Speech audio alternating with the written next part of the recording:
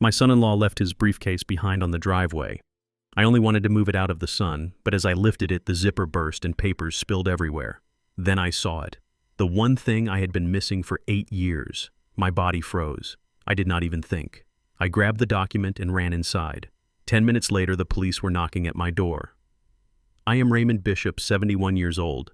For the last decade, I have been treated like a piece of furniture in my own home, a silent ghost in the hallway, a burden that needed to be fed and managed. But before I tell you how I brought an entire financial empire crashing down with a single piece of paper, please let me know where you are watching from in the comments below. Hit like and subscribe if you have ever been underestimated by someone who thought you were too old to fight back. The humid Atlanta air was already thick enough to choke on at 7 in the morning. I was kneeling in this garden pulling weeds from the petunias my wife Clara had planted before she passed. My knees cracked when I stood up, a painful reminder that I was not the man I used to be. Or at least, that is what Braden, my son-in-law, wanted me to believe. Move that piece of junk, Raymond. Braden's voice cut through the morning silence like a whip. He was standing on the front porch adjusting his silk tie. He looked polished, expensive, and completely hollow. He was shouting at me about my 1998 sedan, which was parked perfectly in the driveway. I said, "Move it." Braden barked again, checking his gold watch.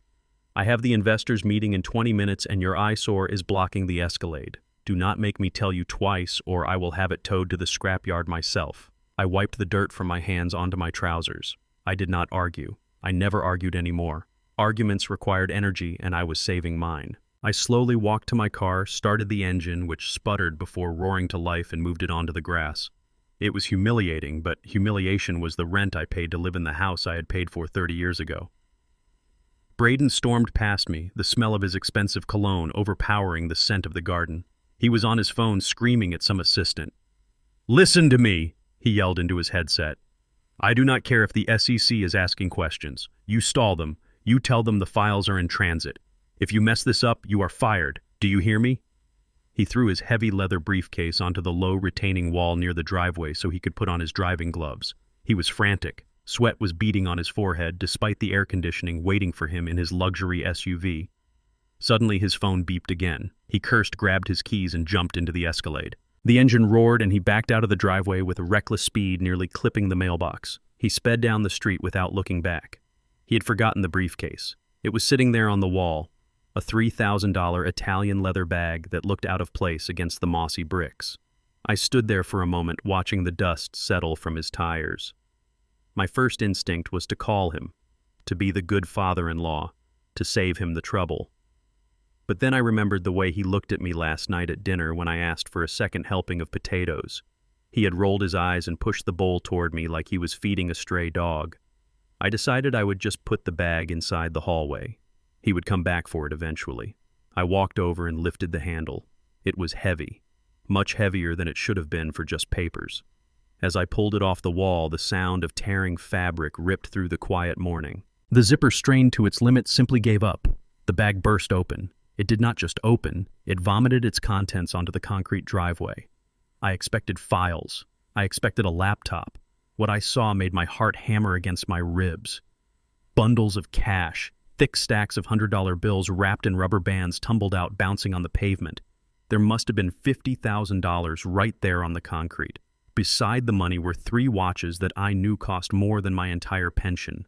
But it was not the money that stopped my breath. It was the blue envelope. It slid out, last landing softly on top of a stack of cash. The world seemed to stop spinning. The birds stopped singing. The traffic noise from the highway faded into a dull buzz. I knew that envelope. I knew the specific shade of robin egg blue. I knew the texture of the paper because I had bought that stationery for Clara on our 40th anniversary. And I knew the handwriting on the front. To Raymond, my light. It was Clara's writing, unmistakable. The loops of the R's, the way she crossed her T's with a slight upward slant. My hands were shaking so badly I could barely pick it up. Braden had told me this did not exist. 8 years ago, after the fire that took our home and took Clara from me, Braden had handled all the insurance claims. I was too broken, too lost in grief to look at the paperwork. He was the financial advisor, the expert. He had sat me down in this very house, held my hand, and looked me in the eye with tears in his own. He had said, "Raymond, I am so sorry. The insurance policy lapsed. Clara never signed the updated trust documents. There is no money, the house is gone, the savings are gone. But do not worry, Maya and I will take care of you. You will live with us. I had believed him. For 8 years I lived in their guest room, grateful for the scraps they threw me, thinking I was a pauper, thinking I was a burden on their finances. I opened the envelope. My fingers felt numb. Inside was a single document, not a photocopy, the original, the Bishop Family Trust. I scanned the pages with the eyes of the man I used to be. I was not just a gardener. I was a certified insurance appraiser for 40 years. I knew how to read a contract. I looked at the date next to Clara's signature. August 12th, 2 days before she died, 2 days before the fire. And then I saw the valuation. $2.5 million, plus a life insurance policy payout of $500,000, fully active with me named as the sole beneficiary. I felt a roar building in my chest. It started in my stomach, a hot, burning ball of rage. Braden had not just stolen my money. He had stolen my dignity. He had stolen my independence. Every time I had to ask him for $20 to buy medicine. Every time he sighed when he paid for my groceries. Every time he told guests at parties that he was a saint for taking in his broke father-in-law. It was all a lie. He was living in a house bought with my money, driving a car leased with my dividends, wearing suits tailored with my wife's legacy. I was not the charity case. I was the financier. I looked down at the cash scattered on the driveway. This was just walking around money for him, and he had probably generated it by laundering the very funds he stole from me. I quickly gathered the cash and shoved it back into the broken bag, but I kept the blue envelope. I folded it and put it inside my shirt right against my skin. It felt hot, like a brand. I needed to think. I needed a plan. I could not just confront him. He was a manipulator. He would destroy the evidence. He would claim I was senile. He would tell Maya I was hallucinating. I turned to go back inside, dragging the heavy bag. Then the landline phone in the kitchen started ringing through the open window. It rang with a shrill, demanding tone.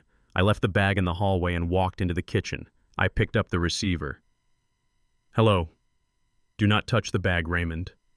It was Braden. His voice was not polished anymore. It was low, guttural, and terrifying. "I beg your pardon," I said, trying to keep my voice steady. "I know you are standing in the hallway," he hissed.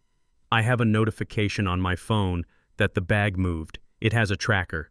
Listen to me very carefully, old man. If you opened that bag, if you touched anything inside it, especially a blue envelope, you will regret it for the rest of your short life." I felt a chill run down my spine. He knew. "I do not know what you are talking about, Braden," I lied. "I just moved it out of the sun."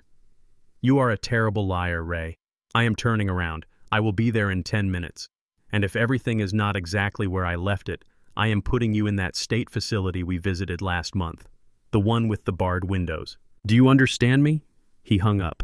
I stood there, the dial tone buzzing in my ear. He was coming back, and he was dangerous. A man who steals millions from his own family is capable of anything. I looked at the clock. 10 minutes. I had to hide the envelope. But where? He would tear my room apart. He would strip search me. He had done it before, claiming he was looking for his lost cufflinks. I looked around the kitchen, the refrigerator, the pantry. No too obvious. Then I heard it. In the distance, but getting closer fast. Sirens. Not just one. A chorus of them. I walked to the front window and pulled back the curtain. Blue lights were flashing at the entrance of our subdivision. They were moving fast, screaming toward our house. My heart stopped. Had Braden called them? Had he told them I stole the bag? Was he framing me before he even got home? The first cruiser screeched to a halt right in front of my driveway, blocking the spot where Braden had been parked. Then a second one. Then a third. Officers were pouring out hands on their holsters, looking at my front door. I looked down at the broken bag in the hallway, spilling cash onto the hardwood floor. I felt the blue envelope burning against my chest. I was trapped. If I opened the door, they would see the money. They would see a confused old man with a bag full of illicit cash. Braden would spin the story. He would say I stole it. He would say I was the criminal. Bam, bam, bam. The pounding on the door shook the entire frame. "Police, open up. We have a warrant." I took a deep breath. I realized then that Braden had not called them. He was afraid of the SEC. He was afraid of questions. These police were not here for me. Or were they? I looked at the blue envelope one last time, whispered a prayer to Clara, and reached for the doorknob. This was it. The moment everything changed. I opened the door. The wooden floorboards vibrated beneath my feet as the pounding on the front door continued. It was a rhythmic, authoritative thud that I had not heard since 1974 during a protest I attended in downtown Atlanta. Police. I had less than 10 seconds. I looked at the blue envelope in my hand. It was thin, unassuming, yet it held the weight of my entire past and the keys to my freedom. If I put it in my pocket, they would find it. If I slid it under the hallway rug, Braden would find it the moment the officers left. I needed a place that a man like Braden, a man obsessed with cleanliness and status, would never look. My eyes darted to the kitchen. Next to the back door stood the blue recycling bin. It was full of last week's junk mail, empty milk cartons, and the greasy cardboard box from the pizza Braden had ordered for himself while I ate leftovers. I moved as fast as my arthritic knees would allow. I shoved the blue envelope deep into the bin, pressing it flat against the side. I grabbed a stack of old newspapers, the Sunday sports section with the Falcons game results, and piled them on top. Then, for good measure, I dropped an empty juice container over the papers, the trash. To Braden, I was trash. So the trash was the safest place in the world. I straightened my shirt, wiped the sweat from my upper lip, and walked to the door.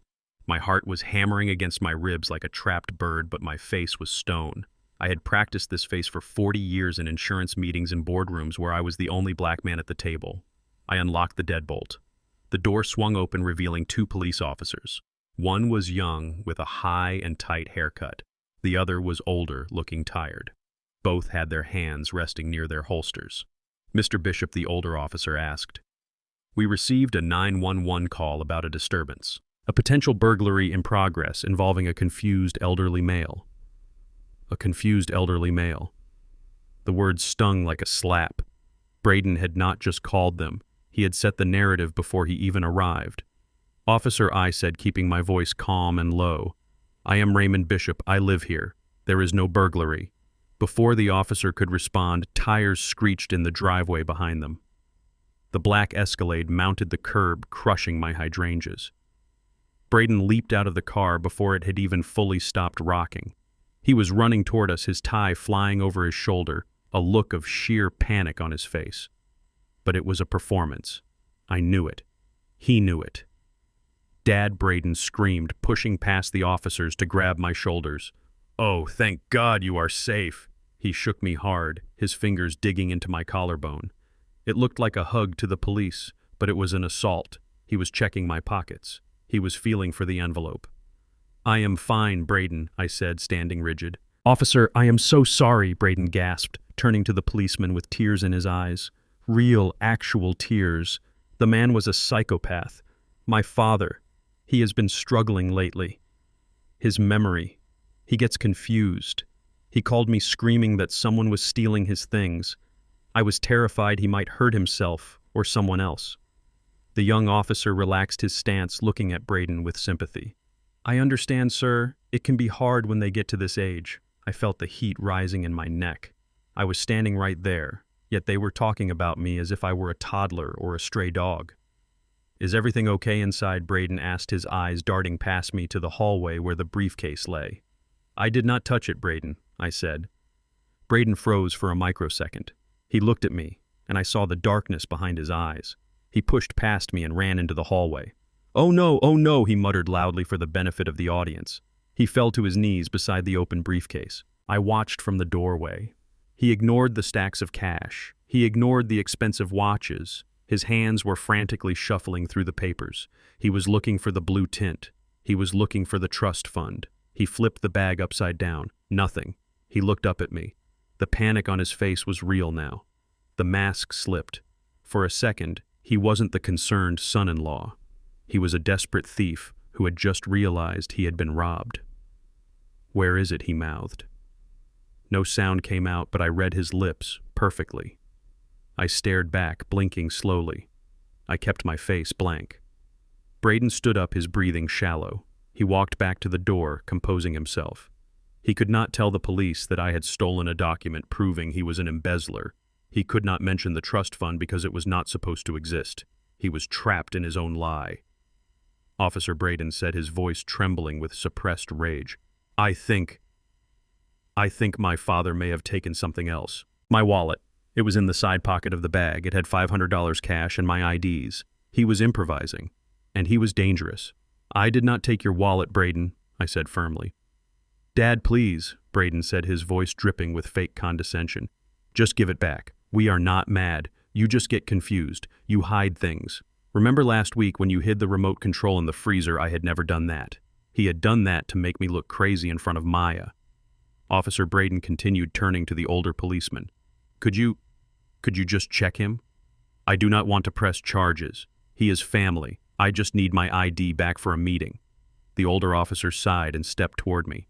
Sir, do you mind emptying your pockets? I looked at Braden. He was smirking slightly. He thought he had me. He thought the envelope was in my jacket. I have nothing to hide, I said. I pulled out my pockets. A handkerchief, a packet of mints, my own wallet, old and worn leather containing $12, and a picture of Clara. Pat him down, Braden insisted. He hides things in his socks, in his waistband. The young officer stepped forward. Sir, turn around, please. This was the moment, the lowest moment of my life, standing on my own front porch with neighbors peering out from behind their curtains across the street. I turned around and spread my legs. I felt the officer's hands patting down my sides. He checked my ankles. He checked my waistband. He felt the lining of my jacket. Every touch was an insult. Every second was a lifetime of humiliation. I closed my eyes and thought of the recycling bin. I thought of the millions of dollars that rightfully belonged to me. I thought of the look on Braden's face when he realized he had lost. He is clean, the officer said, stepping back. Braden's jaw dropped. What? That is impossible. Check again. Sir, we checked him, the older officer said, his tone shifting. He doesn't have your wallet. Maybe you dropped it in the car. Braden looked like he was going to vomit. He looked at me, then at the recycling bin in the kitchen, then back at me. He knew I had it, but he couldn't tear the house apart in front of the police without looking like a lunatic. I must have misplaced it, Braden stammered. I am so sorry, officers. Thank you for coming. I will handle it from here. The officers nodded, tipping their caps to me, not out of respect but out of pity. Good luck, Mr. Bishop, the young one said. They walked back to their cars. Braden waited until the cruisers turned the corner. The moment they were out of sight, the atmosphere in the house shifted from a drama to a horror movie. He grabbed the front door and slammed it shut. The sound echoed through the house like a gunshot. He turned to me. The charming financial advisor was gone. In his place was a cornered animal. Give it to me, he hissed. I walked past him, heading toward the kitchen. My legs were shaking, but I forced them to move steadily. I poured myself a glass of water from the tap. I do not know what you are talking about, I said, taking a sip. Braden marched into the kitchen. He grabbed the glass from my hand and smashed it into the sink. Shards of glass flew everywhere. Do not play games with me, old man, he screamed, his face inches from mine. I saw the blue envelope. I know you saw it. You have no idea who you are messing with. That document is nothing but paper if you don't have the power to enforce it. And you have no power. You have no money. You have no lawyer. You are nobody. I looked at him, really looked at him. I saw the sweat on his upper lip. I saw the fear behind the aggression. You are right, Braden, I said softly. I am nobody, just a confused old man who puts remote controls in the freezer. I turned and walked toward the basement door, my designated living area. If I find out you have it, Braden whispered behind me, his voice low and deadly. If you try to show it to Maya, I will put you in a home so terrible you will beg for death. I stopped. I did not turn around. Dinner is at 6, Braden. Do not be late. I walked down the stairs to the basement. I closed the door and locked it. My heart was still racing, but for the first time in 8 years, it wasn't racing from fear. It was racing from adrenaline. I sat on my narrow cot and looked at the recycling bin I had brought down with me earlier that week for my own trash. No, wait. The envelope was still upstairs. I froze. I had left the envelope in the kitchen recycling bin. Upstairs, in Braden's territory. I had to get it back before he took out the trash. Tonight was garbage night, and Braden was standing right there in the kitchen. The smell of garlic and basil filled the kitchen, but to me, it smelled like sulfur. Braden was standing at the stove, stirring a pot of marinara sauce, whistling a cheerful tune as if he hadn't just threatened to destroy my life 5 minutes ago. I sat at the small breakfast table, my hands gripping a mug of cold tea, watching the blue recycling bin in the corner. It was right there, 3 feet away from Braden's Italian leather loafers. The blue envelope was buried under yesterday's newspaper and an empty carton of orange juice. If he decided to take the trash out before Maya came home, everything would be over. I looked at his back, at the way his shoulders moved with that arrogant confidence, and suddenly I was transported back 8 years. It was the day after Clara's funeral. The house still smelled of lilies and sympathy casseroles. I was sitting in this very kitchen, staring at a wall, feeling like my heart had been ripped out of my chest. I couldn't breathe. I couldn't think. All I wanted was to crawl into bed and never wake up. And there was Braden. He had walked in with a stack of papers and a sad smile. He put a pen in my hand. "Sign here, Ray," he had said, his voice soft and soothing. "It is just standard procedure. We need to close the accounts before the bank freezes them. Do not worry about reading the fine print. I have taken care of everything. You know I used to work in compliance. I would never let anything happen to you." I had signed. God help me, I had signed everything. I signed away the house. I signed away the insurance. I signed away my autonomy. I was grieving, and he saw an opportunity. He was a vulture circling a wounded animal, waiting for the moment I was too weak to fight back. Now, 8 years later, he was chopping parsley with the same hands that had stolen my legacy. The sound of the garage door opening snapped me back to the present. Maya, my daughter, was home. Braden immediately stopped whistling. He put down the knife and turned to me, his face transformed instantly. The arrogance vanished, replaced by a look of deep, exhausted concern. He ran his hand through his hair, messing it up slightly to look stressed. "Showtime." Maya walked into the kitchen, dropping her purse on the counter. She looked tired. Her eyes were puffy, and there was a slump in her shoulders that broke my heart. She worked 12 hours a day as a nurse, taking care of strangers, while her husband spent her inheritance on watches and mistresses. "Hey, beautiful," Braden said, walking over to kiss her cheek. "How was the hospital?" Maya sighed, leaning into him. "Terrible. We lost a patient in the ICU. I just want to sit down." She looked at me and forced a smile. "Hi, Daddy. How was your day?" Before I could answer, Braden jumped in. "It was eventful," he said, looking down at the floor. Maya pulled back, looking at him. "What do you mean? Is everything okay?" Braden sighed, a heavy, dramatic sound. He walked over to the sink and pointed at the shards of glass he had smashed earlier. He hadn't cleaned them up. He had left them there as a prop. "Dad had a bit of an episode today, honey." I stood up my chair, scraping loudly against the floor. "That is a lie," I said, my voice trembling with rage. Maya looked at the broken glass, then at me. "Daddy, what happened? Did you drop a glass?" "It's okay. Accidents happen."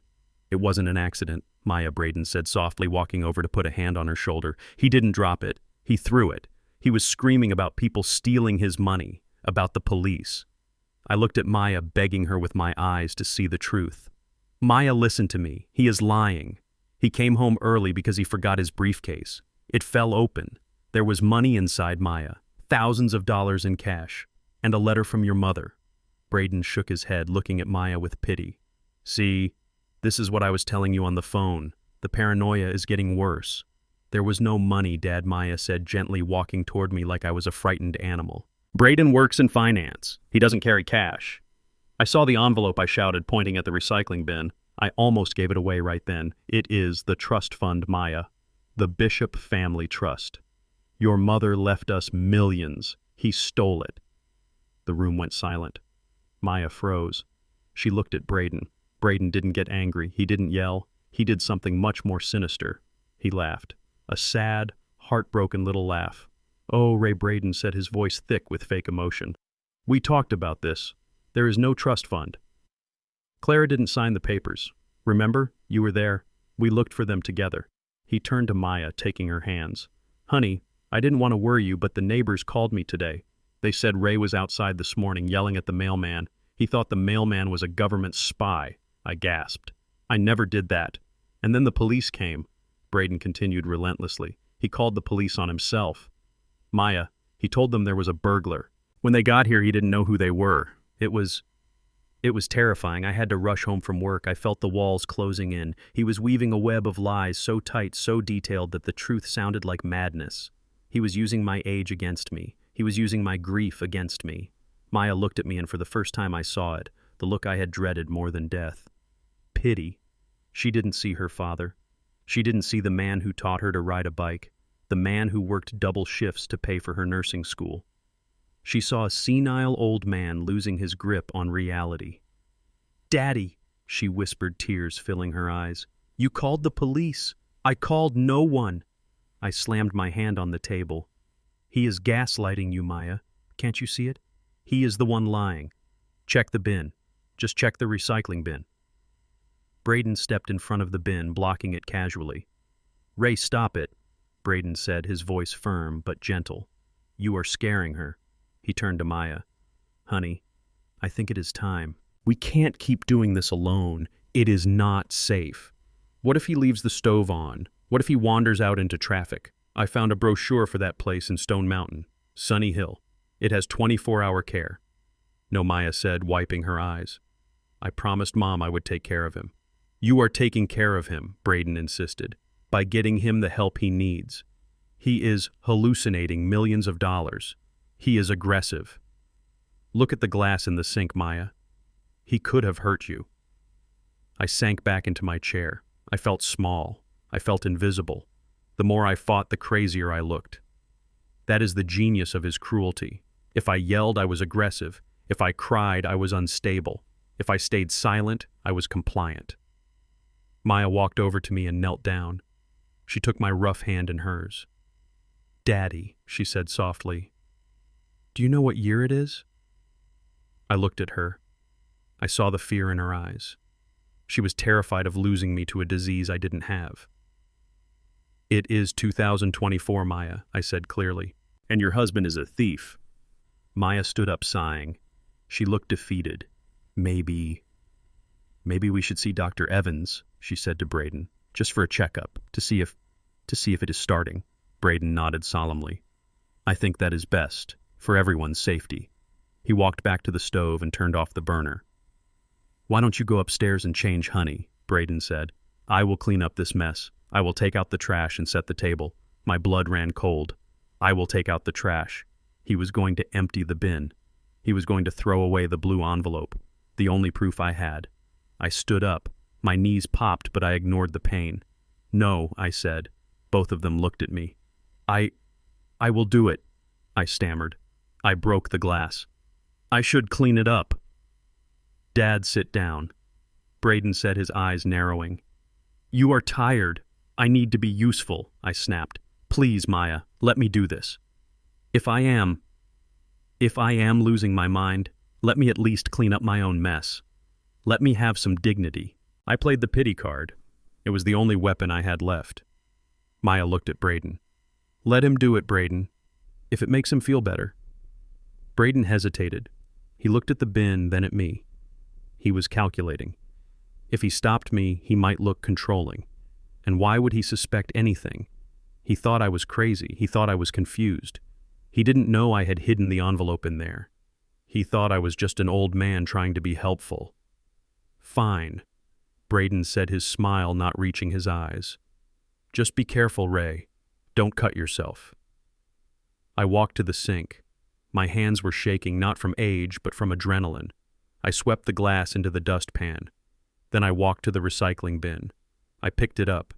It was light, but it felt like I was carrying gold. "I am going to take this to the curb," I said. I walked toward the back door. I could feel Braden's eyes boring into my back. "Don't wander off," Ray Braden called out. I stepped out into the cool evening air. The door clicked shut behind me. I walked to the large rolling bin at the side of the house. But I didn't dump the recycling. I reached down under the newspaper and the juice carton. My fingers brushed against the cool, smooth paper of the envelope. I pulled it out. I looked at the house. Through the kitchen window, I could see Braden hugging Maya, rubbing her back, comforting her. He looked like the perfect husband. I slid the envelope into the waistband of my trousers, covering it with my shirt. "You think you have won, Braden," I whispered to the night air. "You think I am just a confused old man." I walked back toward the house. But I wasn't confused. And I wasn't done. Tomorrow, Braden was going to learn that even a flickering candle can burn down a mansion. The next morning, the kitchen smelled of burnt toast and impending doom. I walked in my joints, stiff from a night spent lying awake on the cot in the basement.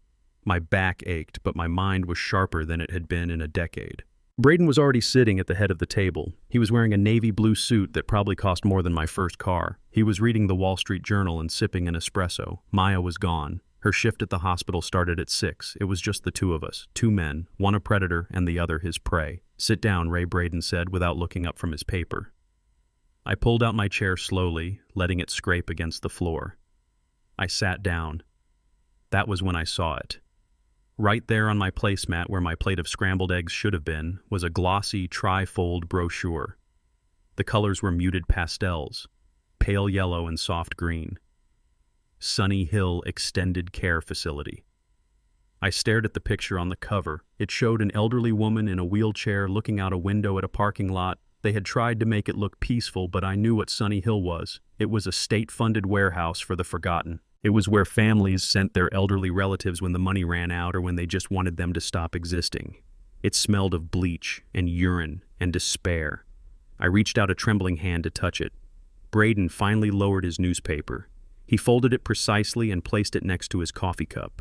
He looked at me with eyes that were as cold and dead as a shark's. "I made some calls this morning, Ray," he said casually as if discussing the weather. "They have a bed open in the memory care unit. It is a shared room, 4 beds to a room, but beggars cannot be choosers, right?" I looked up at him. I let my lower lip quiver. I hunched my shoulders, making myself look smaller. "Braden, please," I whispered, my voice cracking. "Not Sunny Hill. I have heard stories about that place. People die there." Braden smiled. It was a slow, cruel spreading of his lips. "People die everywhere, Ray. But people like you, people who steal from their family, people who lose their grip on reality, they tend to die faster in places like that.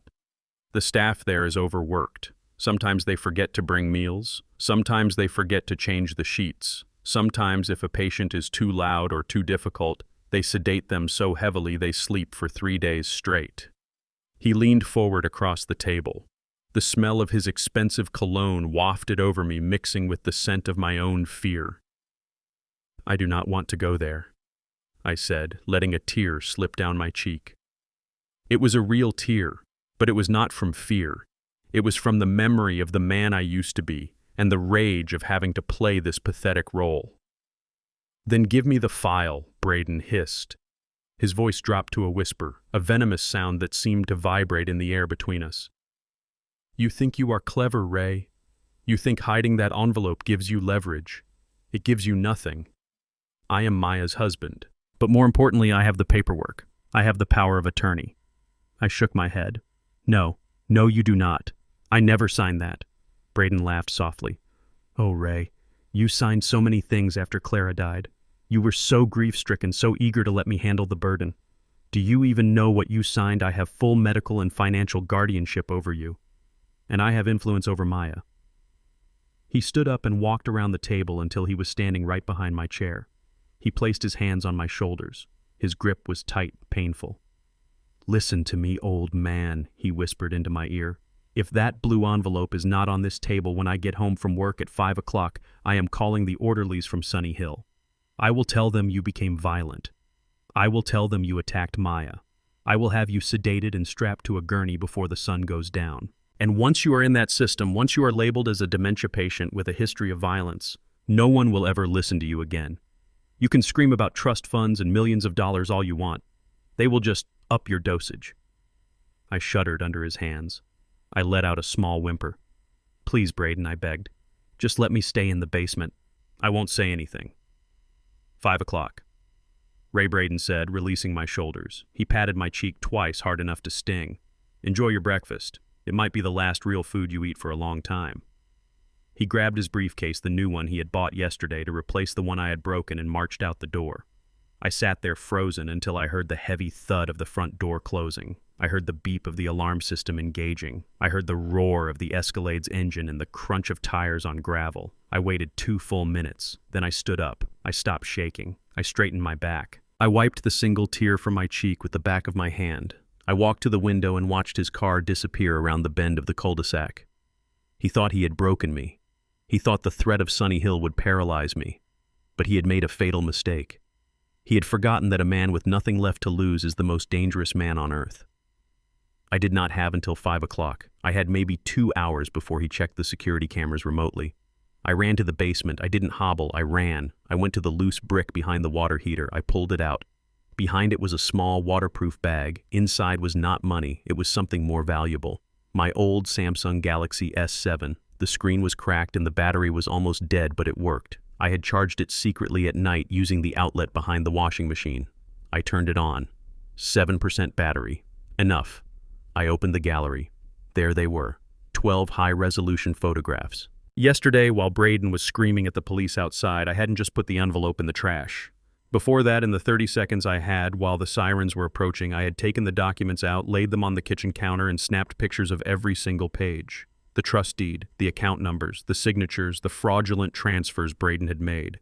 I had put the physical papers in the trash as a decoy. I knew he would eventually find them or destroy them. I needed insurance. I shoved the phone into my pocket. I grabbed my windbreaker and a baseball cap. I went to the back door. Braden had set the alarm. If I opened the door, the siren would blare and he would get a notification on his phone. But I was an electrician. I had wired this house 30 years ago. Braden had updated the keypad, but the underlying circuit was the same. I went to the utility closet in the hallway. I found the panel. I didn't cut the power that would alert him too. Instead, I located the zone wire for the back door sensor. I stripped a small piece of copper wire from an old lamp cord and created a jumper bridge across the terminals. The system now thought the door was permanently closed, even if I opened it. I slipped out the back door into the humid morning air. I couldn't take my car. He would notice it missing. I had to walk. The post office was 3 miles away, a 40-minute walk for a young man. For me, with my bad hip and the Georgia heat rising, it was a marathon. I stuck to the tree line, moving through the neighbors' yards, avoiding the security cameras that littered our upscale suburban neighborhood. I felt like a fugitive in my own community. Every car that passed made me jump. Was it him? Had he turned around? My hip was screaming by the time I reached the main road. Sweat was pouring down my back, soaking my shirt. I was breathing hard, my heart fluttering in my chest like a trapped moth. I kept seeing the brochure for Sunny Hill in my mind, the empty eyes of the woman in the wheelchair. I walked faster. I reached the strip mall where the post office was located. It sat between a nail salon and a liquor store. I pulled my cap down low. I pushed through the glass doors. The air conditioning hit me like a physical blow, instantly cooling the sweat on my face. I walked to the self-service kiosk. I didn't want to talk to a person. I didn't want witnesses. I pulled the phone from my pocket. My hands were shaking again, but this time from exhaustion. I connected the phone to the photo printing machine. Select photos. Select all. Print. The machine whirred. It took forever. Each second stretched into an hour. I looked at the door, expecting Braden to burst in at any moment. Finally, the photos slid out. Clear, sharp, damning. I bought a large padded envelope. I bought stamps. I wrote the address with a shaky hand, but the name was clear. Elias Vance. Elias was the only man I trusted. We had served in the 82nd Airborne together 50 years ago. He had saved my life in the jungle, and I had saved his. After the war, he had become a private investigator. He was retired now, living in a cabin in North Carolina off the grid, but he still had contacts. He still knew how to bury a body or dig one up. I stuffed the photos into the envelope. I licked the seal. I walked to the drop box. I held the envelope over the slot. This was it. Once I dropped this, there was no going back. If Braden found out, he would make good on his threat. He would destroy me. But if I didn't drop it, he would destroy me anyway. I thought of Clara. I thought of the way she looked at me before she died. She trusted me to protect our family. I had failed her for 8 years. Not anymore. I let go. The envelope slid into the darkness of the box with a soft thud. I let out a breath I didn't know I was holding.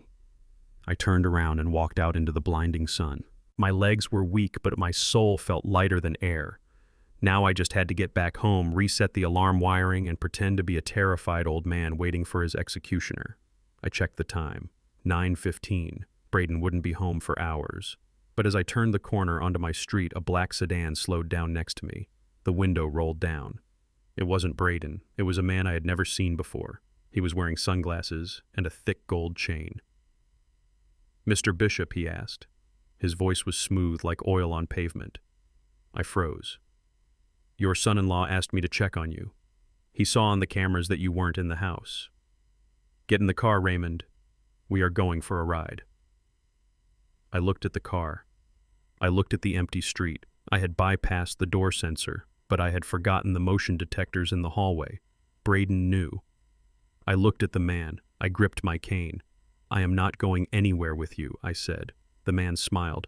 "I don't think you have a choice. Sunny Hill is expecting you early." He opened the car door. I looked back toward the post office. The package was gone. The fuse was lit. If I was going down, I was going to make sure the explosion took them all with me. The Checkerboard Diner was the kind of place Braden would never set foot in. It smelled of burnt coffee, stale grease, and 50 years of cigarette smoke that had seeped into the vinyl booths. It was located on the south side of the city, far away from the manicured lawns and security gates of my neighborhood. I sat in the back booth, my back to the wall, watching the door. My hands were wrapped around a ceramic mug that had a chip in the rim. I was still shaking, but not from the cold. I was shaking from the adrenaline of my escape. When that man in the black sedan had tried to grab me outside the post office, I did the only thing a 71-year-old man could do. I didn't fight him. I didn't run. I simply fell. I collapsed right there on the sidewalk, clutching my chest and screaming for help. A crowd gathered instantly. Phones came out. The man in the black car, realizing he was about to be the star of a viral video involving an elderly victim, had sped off. I had taken 3 different buses to get here, doubling back twice, just like they taught us in basic training. The bell above the door chimed. A man walked in. He moved with a limp, leaning heavily on a cane carved from hickory. He wore a faded army jacket and a hat pulled low over his eyes. Elias Vance. We had served together in the 82nd Airborne, jumping out of perfectly good airplanes into jungles that wanted to kill us. After the war, we spent 30 years working in the fraud department of National General Insurance. I was the appraiser. Elias was the investigator. I looked at the damage. Elias looked at the lies. He saw me and nodded. He shuffled over and slid into the booth opposite me. He looked older than I remembered. His skin was like crumpled parchment and his hands were spotted with age. But when he looked up, his eyes were the same. Sharp, clear, dangerous. "You look like hell," Ray Elias grunted, signaling the waitress for coffee. "I feel like hell," I replied. "Did you get the package?" Elias tapped the breast pocket of his jacket. "It is right here. I picked it up from the P.O. box an hour ago. I have been sitting in my car looking at it ever since." He waited until the waitress poured his coffee and walked away. Then he leaned in close, his voice dropping to a gravelly whisper. "Ray, tell me exactly what you think you found." I took a deep breath. "I found a trust fund document, Elias. Clara left me $2.5 million. Braden hid it. He has been living off it." Elias stared at me for a long moment. Then he reached into his jacket and pulled out the photos I had taken. He spread them out on the sticky table, covering them with his hands so no one else could see. He pointed to a string of numbers at the bottom of the second page. "You were always a good appraiser," Ray Elias said softly. "You could spot water damage painted over with fresh latex from a mile away, but you never had the stomach for the deep dirt. That is why you stayed in appraisal and I went into special investigations." He tapped the paper with a yellow fingernail. "This is not just a trust fund, Ray. This is a shell game." I frowned, leaning closer. "What do you mean?" Elias pulled out a pen and circled the routing number. "Look at this bank," he said. "First Nevis International. That is an offshore holding bank in the Caribbean. Now look at the beneficiary. It does not say Raymond Bishop directly.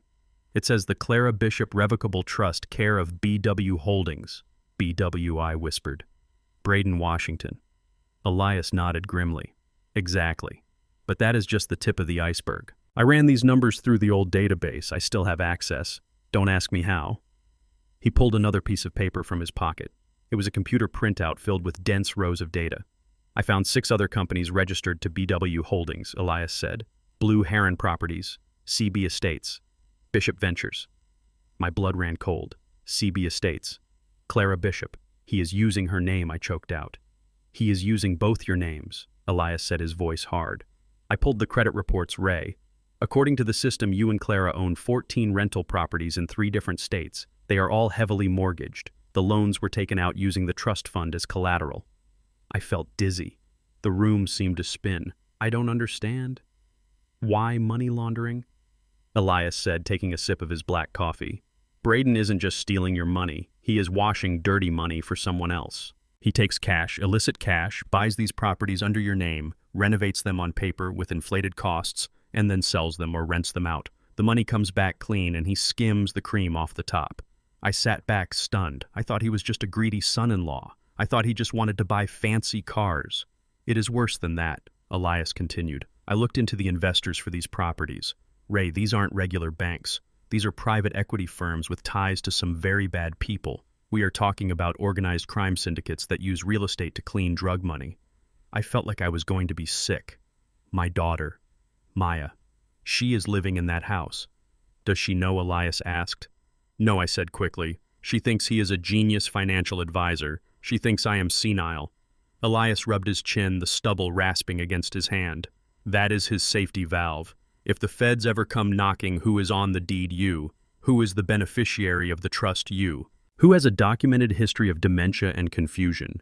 You. I slammed my fist softly on the table. He is setting me up to be the fall guy. Bingo, Elias said. If this house of cards collapses, Braden claims he was just trying to manage the complex estate of his mentally declining father-in-law. He claims you signed everything in moments of confusion. He walks away with the cash and you go to federal prison for fraud. At 71 years old, that is a life sentence. I looked at the photos of the documents. My wife's signature was there. He had forged it on the newer loans, I was sure of it. Or maybe he had tricked her before she died. What do I do, Elias? I asked, my voice trembling. I can't go to the police. The local cops are his friends. He plays golf with the precinct captain.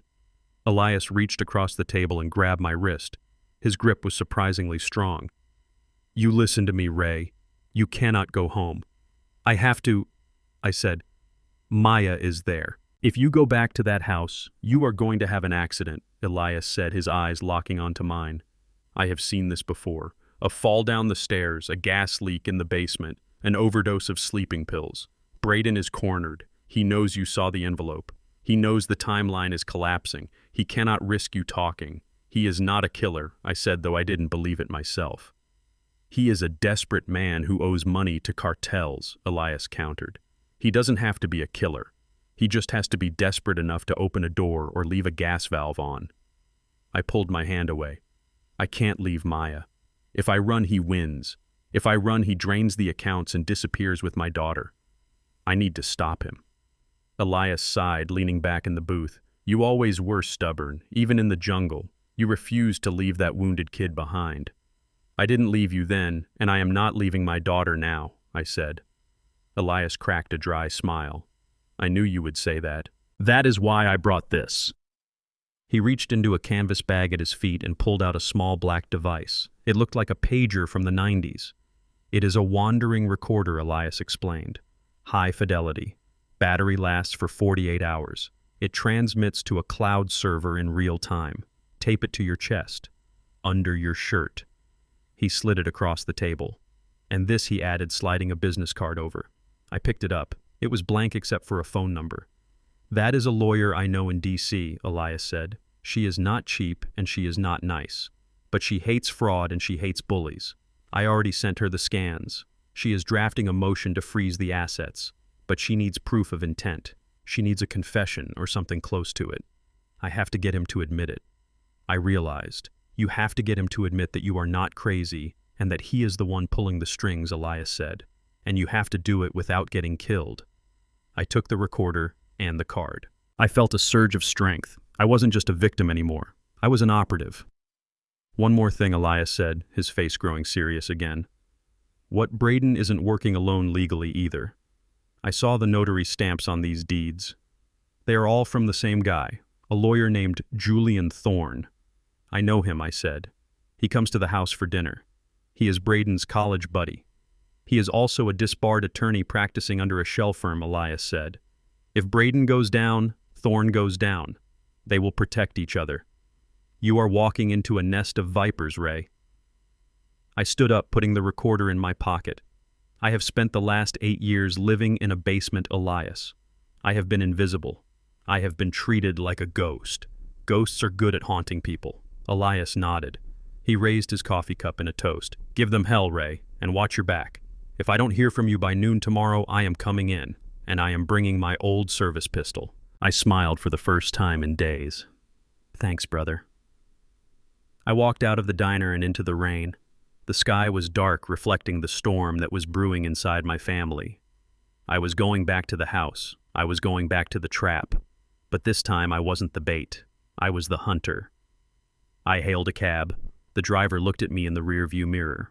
Where to, he asked. I gave him the address. The address of the house I paid for. The house where my wife died. The house where my enemy slept. Take me home, I said. I have a son-in-law to deal with. As the cab pulled away, I taped the recorder to my chest. The cold plastic against my skin felt like armor. Braden wanted a war. He was about to find out that you never, ever declare war on a man who has nothing left to lose. The house smelled of roasted duck and expensive perfume, a cloying mixture that made my stomach turn. Below the surface scents lay the metallic tang of greed. Tonight was Braden's big night. He called it an exclusive investment opportunity gala, but I knew what it really was. It was a feeding frenzy. And I was the bait. I stood in front of the full-length mirror in the guest bathroom looking at a stranger. Braden had come into my room an hour ago and stripped the navy blue suit I had laid out on the bed. He had thrown it into the back of the closet and handed me a pile of clothes that smelled like mothballs. Put these on, Ray, he had said with a smirk. You need to look comfortable. We don't want you looking stiff. So there I was, wearing a beige cardigan with a small hole in the left elbow and trousers that were 2 inches too short, exposing my mismatched socks. I looked frail. I looked neglected. I looked exactly like the senile burden Braden needed me to be. I adjusted the collar of the shirt. Underneath the fabric, the small black recorder Elias had given me was taped securely to my chest. It was warm against my skin, a secret heartbeat thumping in rhythm with my own. I walked out into the hallway. The living room was packed. There were about 30 people, mostly older couples, the kind who had worked hard all their lives and were looking for a safe place to park their retirement savings. They held crystal flutes of champagne, listening raptly as Braden held court by the fireplace. He looked magnificent, I had to give him that. He was wearing a tuxedo that fit him like a second skin. His smile was dazzling, projecting confidence and stability. And here is the man of the hour, Braden announced, his voice booming as he spotted me. Ladies and gentlemen, my father-in-law, Raymond. The room fell silent. 30 pairs of eyes turned to look at the old man in the moth-eaten sweater. I saw pity in their gazes. I saw relief that they were not me. Come here, Ray Braden said, walking over and wrapping an arm around my shoulder. He squeezed hard, his fingers digging into my trapezius muscle, a silent warning to behave. I want you all to meet the reason I work so hard. Braden addressed the crowd, his voice dropping to a tender, reverent tone. When my wife's mother passed, Ray here had a hard time. The confusion set in pretty quickly. The doctors say it is progressive. It is not easy managing a complex estate while providing 24-hour care, but family is everything, isn't it? A collective murmur of agreement rippled through the room. You are a saint, Braden, a woman in pearls said, dabbing at her eye. Most people would have put him in a home. We could never do that, Braden said, looking at me with fake adoration. Even if he doesn't always remember who I am, even if he gets aggressive, sometimes he is still family. And that is why I started the Bishop Reverence Fund, to ensure that families can protect their assets even when life throws these tragic curveballs. I felt the bile rising in my throat. He was using my alleged dementia as a marketing tool. He was selling trust. Look at me, the good son-in-law, taking care of the broken old man. Trust me with your money. I stood there silent, letting him paint his masterpiece of lies. I offered a weak, trembling smile. I played the part. Can I get a glass of water? I asked, making my voice sound thin and reedy. Of course, Ray Braden said. Why don't you go into the study? It is quieter in there. I will have the caterer bring you something. He steered me toward the study and gently pushed me inside, closing the heavy oak doors behind me. The noise of the party instantly muffled. I was alone. I didn't sit down. I moved instantly. The study was Braden's sanctuary. It was where he kept the shredder, the safe, and the private phone line. I walked over to the desk. It was locked. I checked the safe behind the painting. Locked. Then the door handle turned. I threw myself into the large leather armchair in the corner, grabbed a magazine, and held it upside down. Braden walked in. He wasn't alone. He was on his cell phone, and he looked agitated. He didn't even look at me. To him, I was just a piece of furniture. He walked to the window, his back to me, and lowered his voice. "Listen to me, Jessica," he hissed into the phone. "I don't care about the flight transfer. Just make sure the accounts in the Caymans are ready to receive the wire." I stopped breathing. The recorder on my chest was running. Jessica. That wasn't his assistant. That was the woman I had seen him with at lunch 3 months ago. The woman he claimed was a real estate agent. Yes, tonight is the night. Braden continued pacing the room. I have $3 million in commitments from these idiots in the living room. Once the checks clear on Monday, I am initiating the transfer. We are liquidating everything. The house, the cars, the portfolio. He paused, listening to the person on the other end. No. He laughed, a cruel, cold sound. Maya isn't coming. Are you crazy? She is dead weight. She will just cry and ask questions. I am leaving her the house debt. She can deal with the foreclosure. My hands gripped the armrests of the chair so hard my knuckles turned white. He was planning to abandon my daughter. He was going to steal everything, leave her with millions in debt, and run off to Mexico with his mistress. And the old man, Braden asked, glancing over his shoulder at me. I stared blankly at the page of the upside-down magazine, letting my mouth hang open slightly. He is not a problem, Braden said, turning back to the window. I am putting him in Sunny Hill tomorrow morning. I already signed the papers. Once he is in the system, he is gone. By the time anyone realizes the money is missing, we will be sipping margaritas in Cabo. 2 weeks, baby. Just hold on for 2 weeks. He hung up the phone. He took a deep breath, adjusted his tie in the reflection of the window, and put his charming mask back on. He turned and looked at me. You doing okay there, Ray? He asked, his voice dripping with condescension. Try not to drool on the leather. It is imported. He walked out, leaving the door slightly ajar. I sat there, my heart pounding against the recorder. I had it. I had the confession. I had the plan. But I also had a timeline. 2 weeks, no. He said he was putting me in the home tomorrow. Monday was the wire transfer. I didn't have 2 weeks. I had hours. I needed to get out of the room. The air was suffocating me. I pushed myself up and walked out into the hallway. I needed to find a quiet place to upload the audio file to the cloud, just as Elias had taught me. I headed toward the back of the house, toward the kitchen. As I passed the hallway leading to the bedrooms, I saw my grandson, Leo. He was 10 years old, sitting on the bottom step of the staircase, playing a game on his tablet. He was wearing a miniature tuxedo, looking like a tiny, uncomfortable version of his father. Leo, I said softly. He looked up. His eyes were wide and innocent, reflecting the blue light of the screen. Hi, Grandpa, he said. Are you hiding from the party too? I asked, sitting down on the step next to him. Yeah, Leo said, shrugging. It is boring. And Dad said I can't eat the duck because it is for the guests. I reached into my pocket and pulled out a wrapped peppermint candy. Here, I whispered. Don't tell your dad. Leo smiled and took the candy. Thanks, Grandpa. We sat there for a moment in silence, the noise of the party drifting down the hall like a bad dream. Leo unwrapped the candy and popped it into his mouth. He looked at me, tilting his head to the side. Grandpa, he asked. Yes, Leo. Are you going to die soon? The question hit me like a physical blow. It was so direct, so devoid of malice, yet so brutal. Why do you ask that, Leo? I asked, my voice steady. Because Daddy said so, Leo replied, crunching on the peppermint. I felt a coldness spread through my veins. What exactly did Daddy say, Leo? He said you are very sick in the head, Leo said, tapping his own temple. And he said that soon you are going to go away to a special hospital and you probably won't come back. He looked back down at his game, his thumbs tapping the screen. And he said that once you are gone, I can have your room in the basement, Leo continued. He promised me he would paint over the ugly yellow walls and put in a big screen TV. He said it is going to be my gaming cave. I stared at my grandson. He didn't know what he was saying. He didn't know he was describing my grave. My room in the basement wasn't just a room, it was where I kept Clara's ashes. It was where I kept my old uniform.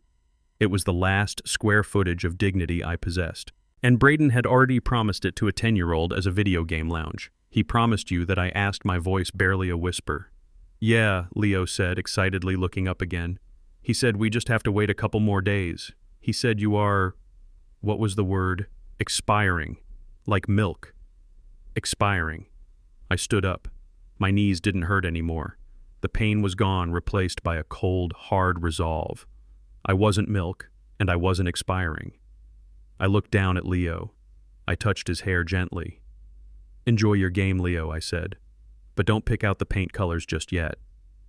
I turned and walked away. I wasn't going to hide in the kitchen. I wasn't going to upload the file in secret.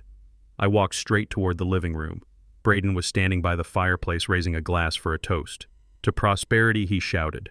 To truth, I whispered to myself. I wasn't just fighting for money anymore. I was fighting for my life. I was fighting for Maya. And I was fighting to make sure that my grandson didn't grow up to be a monster like his father. I touched the recorder on my chest one last time to make sure the red light was still blinking. It was time to crash the party. The sound of tearing paper echoed down the basement stairs. It sounded like a wild animal was tearing through a library.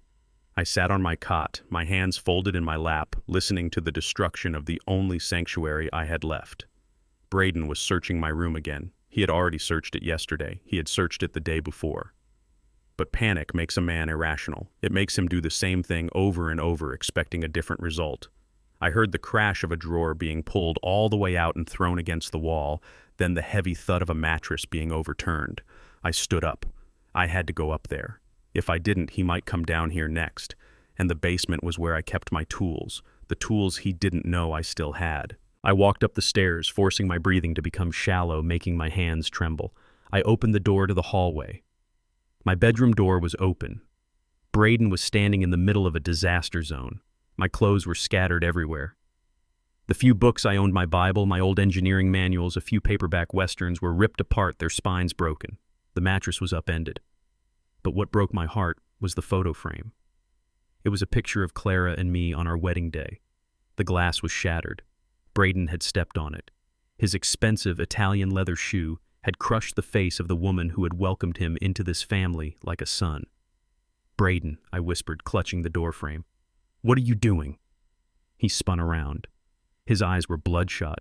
He looked like he hadn't slept in 48 hours. His shirt was untucked and there was a frantic energy vibrating off him. Where is it, Ray? He screamed. He crossed the room in 2 strides and grabbed the front of my cardigan. He slammed me against the doorframe. I know you have it. I checked the trash. I checked the recycling. I went to the dump myself and raked through garbage for 3 hours. It wasn't there. I looked at him with wide, terrified eyes. I don't know what you are looking for, Braden.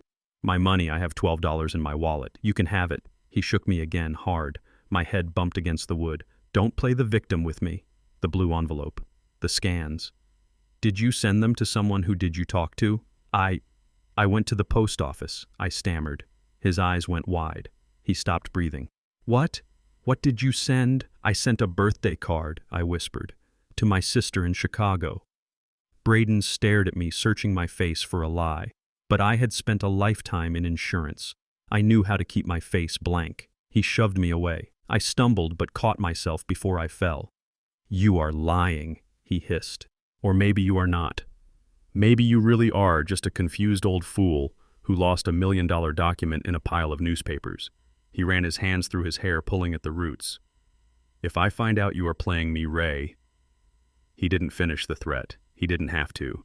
He kicked a pile of my clothes on his way out, storming down the hall toward his study. I stood there amidst the ruin of my room. I looked at Clara's picture on the floor. I bent down and picked it up. I brushed the glass off her smiling face. I am sorry, Clara, I whispered. But I am going to make him pay for this. I wasn't going to wait for the lawyers anymore. The lawyers were slow. Braden was fast. He was planning to wire the money on Monday. Today was Friday. I needed to slow him down. I needed to make him so paranoid, so terrified that he would make a mistake. I needed to haunt him. I waited until I heard the door to his study slam shut. Then I went to work. I wasn't just a grandfather. I was a man who had wired high-voltage transformers for the city grid. I understood systems. And a house is just a system of wires and pipes. I went to the utility closet first. This house had a smart thermostat system. Braden loved it. He could control the temperature from his phone. He kept it at a precise 68 degrees because he sweated when he was nervous. And lately, he was always nervous. I opened the panel on the HVAC unit. I didn't smash anything. Smashing leaves evidence. I took a small piece of electrical tape and covered the sensor contact for the zone damper that controlled the airflow to the master bedroom and the study. Then I found the external temperature sensor wire. I stripped a tiny section and bridged it with a high-resistance resistor I had salvaged from an old radio in the basement. The system would now think the house was freezing. It would think it was 20 degrees inside. The computer brain would do exactly what it was programmed to do. It would crank the heat. It would push the furnace to maximum capacity. But because I had blocked the dampers to the other rooms, all that heat would be forced into two specific zones: his bedroom and his study. I closed the panel. It took me 3 minutes. Step 1 complete. Next, I went to the garage. The Escalade was parked there, gleaming under the fluorescent lights. It was his pride and joy. It was his escape pod. I popped the hood. I knew modern cars were mostly computers, but they still relied on basic connections. I found the mass airflow sensor. I didn't unplug it. I just loosened the clip slightly, just enough that the vibration of the engine would cause an intermittent connection. It wouldn't stop the car from starting. But 10 minutes into a drive, the computer would panic. The check engine light would flash. The car would go into limp mode. It would reduce power to 20 miles per hour to protect the engine. There is nothing more frustrating for a man in a hurry than a car that refuses to run. I closed the hood gently. Step 2 complete. Now for the psychological blow. I went back to the basement. I pulled out my old Samsung phone. I connected it to the neighbor's unsecured Wi-Fi network, a trick Leo had inadvertently taught me a year ago when he complained about our internet being slow. I opened a secure anonymous email browser.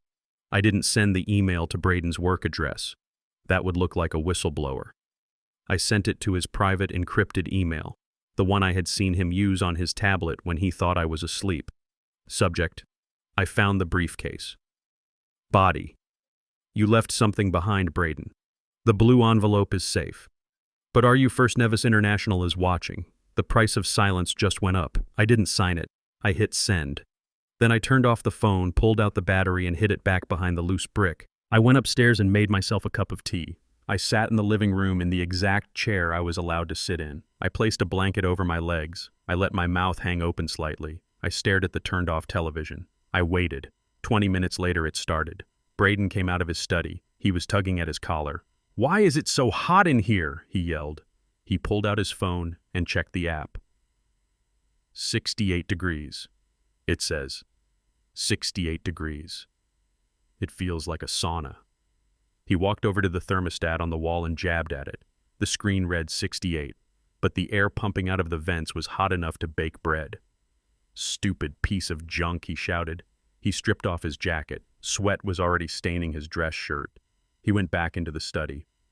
5 minutes later, I heard a scream. It wasn't a word. It was a primal sound of frustration and fear. He ran out of the study holding his tablet. His face was pale, completely drained of blood. "Who is doing this?" he screamed at the empty room. He looked at me. I slowly turned my head and offered him a confused smile. "Is it summertime, Braden?" I asked. "It feels warm." He stared at me. He looked at my moth-eaten sweater and my blank expression. He dismissed me instantly. An old man who doesn't know what season it is couldn't possibly hack a thermostat or send an encrypted email about an offshore bank account. "No," he yelled. "No, it is not me." He was talking to himself now. He paced the room. "Someone knows," he muttered. "Someone from the bank. Or Jessica. Is she double-crossing me?" He grabbed his keys. "I need to get out of here. I need air." He ran to the garage. I heard the Escalade start. The engine roared. He backed out of the garage, tires squealing. I stayed in my chair. I sipped my tea. I counted. 1 minute, 2 minutes, 5 minutes, 10 minutes. My phone, the landline on the side table, rang. I picked it up. "Hello?" It was Braden. He was screaming. "Ray? Ray, is anyone there? Did anyone come to the house?" "No, Braden," I said calmly. "Just me and the television." "My car died," he shouted. "I am on the highway and the damn car just died. And the email. Someone sent me an email." He was hyperventilating. "Braden, you sound upset," I said. "Should I call Maya?" "No, do not call Maya. Do not call anyone." He hung up. I put the phone down. The house was silent except for the hum of the furnace pumping heat into the empty rooms. He was stuck on the side of the road, sweating terrified, believing that an international banking cartel or a treacherous mistress was coming for him. He wasn't thinking about the old man in the living room anymore. He wasn't thinking about putting me in a home. He was thinking about saving his own skin from a phantom enemy. I stood up and walked to the thermostat. I carefully removed the tape and the resistor. I walked to the window and looked out at the peaceful suburban street. Paranoia is a powerful weapon. It turns a man's own mind against him. Braden thought he was playing chess, but he didn't realize the board was rigged. Tonight, he wouldn't sleep. Tonight, he would be watching the shadows. And tomorrow, when he was exhausted and desperate, he would make the mistake that would bury him. I went back to the basement. I had one more email to write. But this time, it wouldn't be to Braden. It would be to the person Braden feared most. Not the police, not the FBI. His boss. Saturday morning arrived with a heavy gray sky that matched the mood inside the house. The air conditioning was back to normal, but the atmosphere was suffocating. Braden had spent the night sleeping in the guest room, claiming he needed space to work, but I knew he was just avoiding the ghosts he thought were haunting him. I was in the laundry room sorting clothes. It was one of my assigned chores. The old man is good for folding towels, Braden would say. It kept me busy, and it kept me out of sight. I pulled Braden's charcoal gray suit jacket out of the hamper. It was the one he had worn 2 days ago, the day he claimed he had a flat tire and missed dinner. The fabric felt expensive between my rough, calloused fingers. Italian wool. Soft. Luxurious. I went through the motions, checking the pockets. It was a habit from my days as an investigator. People leave the most interesting things in their pockets. Secrets they think are safe. I felt a crinkle in the inside breast pocket. I pulled it out. It was a receipt. A piece of thermal paper that was already starting to fade, but the ink was still black enough to read. I put on my reading glasses, which I kept on a chain around my neck. The Sapphire Lounge. I knew that place. It was a high-end club downtown, the kind of place where a bottle of water cost $20 and discretion cost a lot more. I scanned down the list. Dinner for two, $400. Champagne, Dom Perignon. $600, Hotel Suite King, $800, and then at the very bottom, a separate credit card slip stapled to the back. Tiffany & Company item. Diamond tennis bracelet. Price, $5,200. I stared at the number. $5,000. 2 days ago, I had asked Braden for $40 to refill my blood pressure medication. He had sighed, rolled his eyes, and told me things were tight. He said the market was down. He said we all had to make sacrifices. He bought me the generic brand that upset my stomach instead. Things were tight, but he had $5,000 for a bracelet. I looked at Maya's wrist. She wore a simple silver watch I had given her for graduation 10 years ago. She didn't own a diamond tennis bracelet. So who was wearing it? I knew the answer. Jessica, the woman on the phone, the accomplice. I heard footsteps approaching. Light, tired footsteps. Maya. She walked into the laundry room holding a basket of her own clothes. She looked exhausted. Her eyes were red-rimmed. "Hi, Daddy," she said softly. "You don't have to do that. I can do the laundry." I gripped the receipt in my hand. This was it. The moment I had to break my daughter's heart to save her life. "I am okay, sweetheart," I said, making my voice sound weary. "Just, my arthritis is acting up a bit. These buttons are tricky." I held up the jacket. I had deliberately left the receipt sticking halfway out of the pocket, the white paper stark against the dark wool. "Here, let me help," Maya said, putting down her basket. She reached for the jacket. I held my breath. She took the hanger from me. She smoothed the lapel. Then she saw it. She pulled the paper out. "What is this?" she mumbled, more to herself than to me. She unfolded it. I watched her face. I saw the confusion first, then the recognition, then the shock. "The Sapphire Lounge," she whispered. "Tuesday night." She looked at the date. Tuesday, the night Braden said he was working late at the office preparing for the audit. She flipped the paper over. She saw the jewelry receipt. Her hand flew to her mouth. A small gasp escaped her lips. $5,000. I leaned in, playing my part. "What is it, Maya? Is it a bill? Did we forget to pay the electric again? I have some change in my jar downstairs if you need it." She looked at me and her eyes were filled with a sudden terrible clarity. "No, Daddy," she said, her voice shaking. "It is not the electric bill." She stared at the receipt. I could see the gears turning in her head. She was trying to rationalize it. She was trying to find an excuse. Maybe it was for a client. Maybe he bought a gift for his mother. But $5,000, when he claimed we were broke, when he claimed my care was draining their savings. Just then we heard the heavy tread of footsteps on the stairs. Braden. He walked into the kitchen, which was connected to the laundry room. He was wearing his jogging clothes, looking irritable. "Maya, have you seen my protein powder?" he yelled. Maya didn't answer. She stood there clutching the receipt like it was a weapon.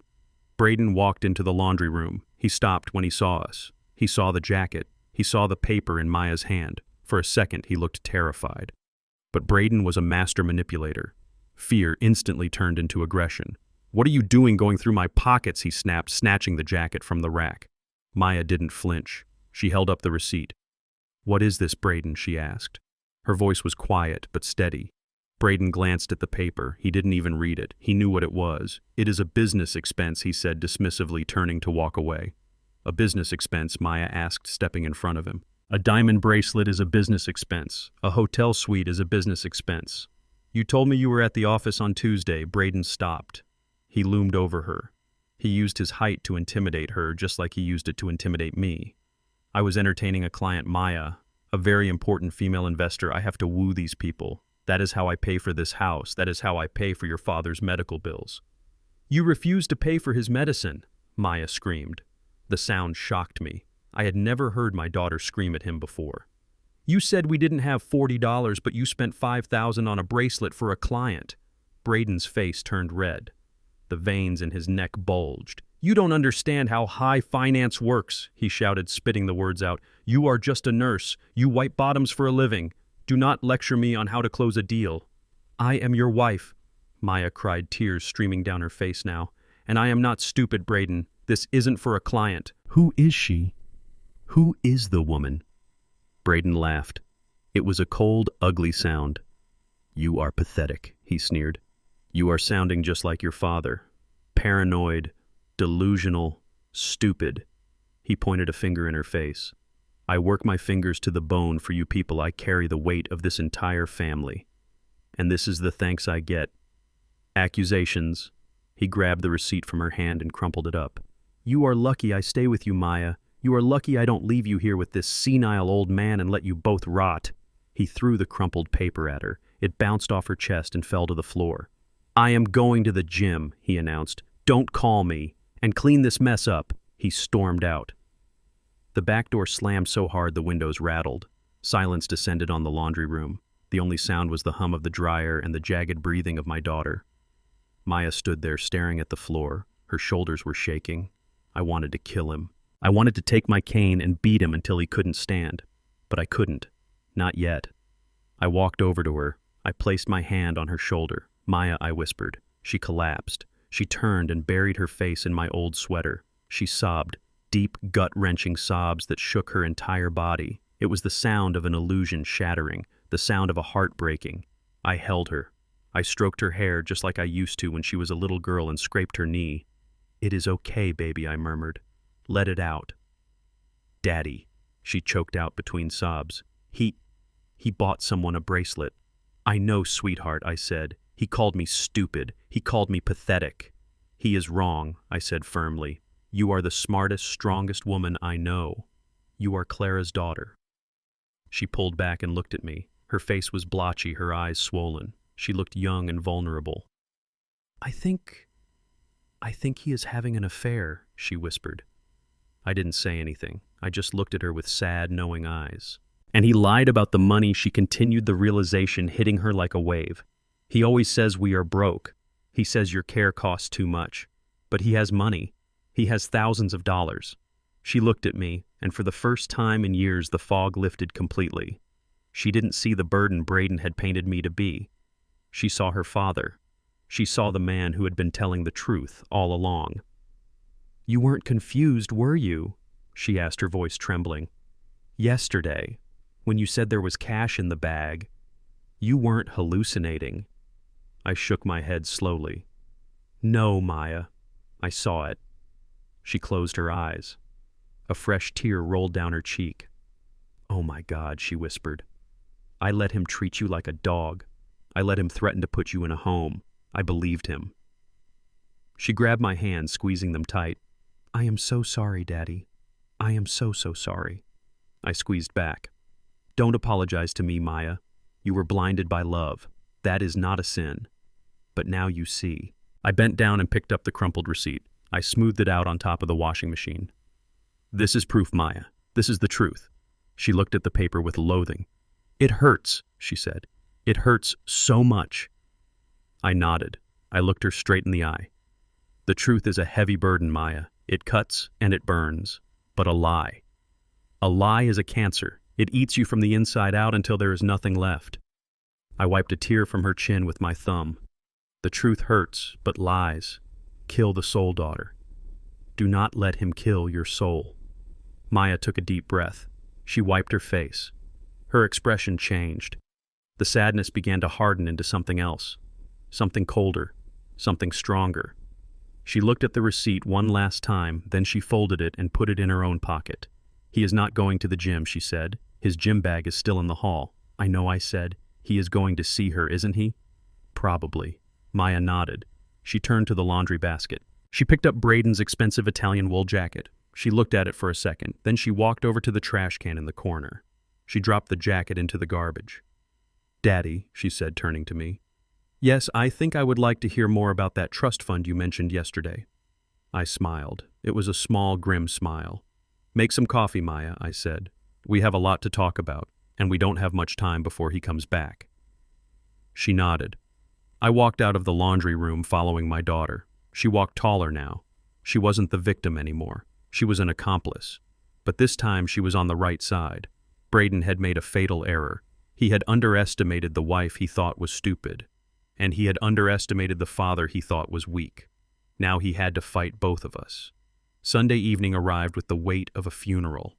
The house was quiet, but it was the silence of a held breath before a scream. Maya had gone to bed early claiming a migraine, but I knew she was lying awake staring at the ceiling, replaying the lies of her marriage. I sat in the dining room, the heavy oak table stretching out before me like a battlefield. The front door opened. Braden was home. He didn't stomp in this time. He walked with a terrifying, calculated purpose. He was carrying a sleek black folder under his arm. He didn't go to the kitchen. He didn't go to his study. He came straight to me. "Good evening, Ray." His voice was smooth polished, the kind of voice he used to close deals with widows and unsuspecting retirees. He placed the folder on the table in front of me. He pulled out a chair and sat down too close. I could smell the scotch on his breath, masking the scent of his fear. I looked at the folder. It was thick, expensive cardstock. "What is this, Braden?" I asked, keeping my hands folded in my lap to hide their trembling. "It is a solution, Ray. For everyone." He opened the folder. Inside was a document, thick with legalese stapled at the top. The title was bold and centered. General Power of Attorney. I knew exactly what this was. In my 40 years of insurance work, I had seen children use this weapon to strip their parents of everything: their homes, their savings, their dignity. It gave Braden the legal right to sign my name, sell my property, and make medical decisions on my behalf. If I signed this, I ceased to be a person. I became an asset to be liquidated. I read the first paragraph slowly. It granted him unlimited and irrevocable power over the Raymond Bishop estate. "I don't understand," I said, looking up at him with wide, confused eyes. "I thought you said I was going to Sunny Hill tomorrow. Why do I need to sign this?" Braden smiled, but it didn't reach his eyes. His eyes were dead. "This is just to help with the transition, Ray. Sunny Hill is expensive. The state only covers the basics. If you want a private room, if you want better food, I need access to your old accounts to pay for it. I need to be able to manage your affairs while you rest." He pulled a fountain pen from his pocket. It was a Mont Blanc, heavy and black with gold trim. He uncapped it and placed it in my hand. "Sign it, Ray. Right there at the bottom, and then we can all go to sleep." I looked at the pen. I looked at the paper. I knew that if I signed this, he would sell the house immediately. He would drain the trust fund legally, claiming it was for my care. He would wipe me out and disappear, leaving Maya with nothing. But I also knew I had to push him. I had to push him over the edge. I gripped the pen awkwardly like a child learning to write. My hand shook violently. I can't read the small print. Braden, I stammered, I need my glasses. You don't need your glasses, Ray Braden said, his voice tightening. It just says you trust me. Do you trust me? I looked at him. I trust you as much as you deserve, I said softly. Braden's jaw clenched. He didn't catch the double meaning. He just heard hesitation. Sign the damn paper, Ray. I lowered the pen to the paper. I let the tip hover over the signature line. The ink began to bleed into the fiber of the page, a small black dot growing larger. My hand jerked. Oops, I whispered. I didn't just drop the pen. I convulsed. My arms spasmed, flinging the heavy fountain pen across the document. It wasn't a small smudge. A thick black river of permanent ink slashed across the page, obliterating the text, soaking into the paper and splashing onto the expensive tablecloth. The document was ruined. The silence that followed was absolute. I looked up at Braden. I made my lip tremble. I am so sorry, Braden. My hand, it just slipped. I am so clumsy. I saw the change happen in his face. It was like watching a dam break. The frustration, the paranoia, the exhaustion, the fear of the FBI, the fear of his mistress leaving him, it all coalesced into a single point of blinding rage. He didn't speak. He didn't yell. He stood up. He swung his hand. The slap echoed through the room like a gunshot. It connected with my left cheek, hard. My head snapped to the side. The force of it knocked me out of the chair. I hit the floor, my hips slamming against the hardwood. My glasses skittered across the room. Pain exploded in my face. My ear rang. I tasted blood in my mouth. I lay there on the floor looking up at him. Braden stood over me, his chest heaving. His hand was still raised. He looked at his own palm as if surprised by what it had done. Then he looked at me. For a second, I thought he might apologize. I thought he might realize he had just assaulted a 71-year-old man. But Braden was past the point of redemption. "Look what you made me do," he screamed, his voice cracking. "You useless old man. You ruin everything." He kicked the chair I had been sitting in. It crashed into the wall. "You think you can stall me? You think you can play games? I am printing another copy, and you are going to sign it even if I have to break your fingers to hold the pen?" He grabbed the ruined document, crumpled it into a ball, and threw it at me. It landed on my chest. "Don't move," he spat. He turned and stormed toward his study, presumably to print a fresh copy. I lay on the floor for a moment. The pain in my cheek was throbbing a hot, pulsing rhythm, but inside I was smiling. I slowly pushed myself up. My joints groaned. I touched my cheek. It was already swelling. Good. A bruise would be visible. I looked across the room. Nestled in the bookshelf between a copy of Moby Dick and a decorative vase was a small black spine of a book that wasn't a book at all. It was a wide-angle 4K camera with night vision and audio. Elias had installed it weeks ago, disguised as a hardcover novel. I looked directly into the lens. The tiny red recording light was not visible to the naked eye, but I knew it was there. I nodded once. We got him. That footage was a felony. Assault on an elderly person. Domestic abuse. Combined with the financial fraud that slap was worth 10 years in a federal penitentiary. But I didn't call the police. Not yet. If I called them now, Braden would be arrested for assault. He would make bail in the morning. He would hire a shark lawyer who would argue provocation. The financial investigation would take months. And in the meantime, the money he had stolen, the millions in the offshore accounts, would disappear. He would transfer it from his phone in the holding cell. I needed the money back. I needed to secure Maya's future. I needed him to sign something too. I wiped the blood from my lip. I picked up my glasses. One lens was cracked. Even better. I sat back down at the table. I picked up the Mont Blanc pen from the floor. I placed it perfectly in the center of the placemat. I heard the printer whirring in the study. He was coming back. He thought he had broken me with that slap. He thought violence was the ultimate trump card. He didn't realize that he had just given me the final piece of ammunition I needed. He wanted a signature. I would give him one, but not on the power of attorney. I reached into my pocket. My hand brushed against a different document, the one I had prepared with Elias, the one that looked exactly like the power of attorney, same font, same layout, same weight of paper. But the text was very, very different. I pulled it out and slid it under the table, resting it on my knee. Braden walked back into the room. He had a fresh, crisp document in his hand. "Sit up," he commanded. I sat up straight. I looked him in the eye. I let him see the bruise forming on my face. "I am sorry, Braden," I whispered. "I will sign. Just, please don't hit me again. Braden sneered. He felt powerful now. He felt like the king of the castle. Just do as you are told, Ray, and nobody gets hurt. He slapped the new document down in front of me. Sign. I picked up the pen. I am ready, I said, but I wasn't signing his death warrant. I was preparing to hand him the pen to sign his own. The camera was rolling, the stage was set, and the devil was about to make a deal he couldn't back out of. The Mount Zion Baptist Church Fellowship Hall smelled of lemon furniture polish and lukewarm coffee. It was a smell that usually brought me comfort, a scent of community and safety, but tonight it smelled like a crime scene. I stood at the back of the room in the shadows near the double doors. I watched as my son-in-law Braden worked the room.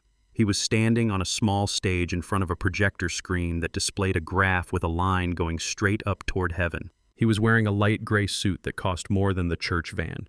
He held a microphone loosely in his hand, leaning forward with that earnest, practiced look of concern that he had perfected over the years. Brothers and sisters, Braden said, his voice smooth, like warm honey, I know the banks have let you down. I know the system is rigged against our community. That is why I created the Bishop Heritage Fund. Because my father-in-law Raymond, who you all know and love, would want you to have the same security that he has. He paused for effect, looking out at the 50 or so elderly faces staring up at him. These were my friends, my neighbors, people I had known for 40 years. Mrs. Higgins, who sat in the front row, still wore the hat she bought for her husband's funeral 10 years ago.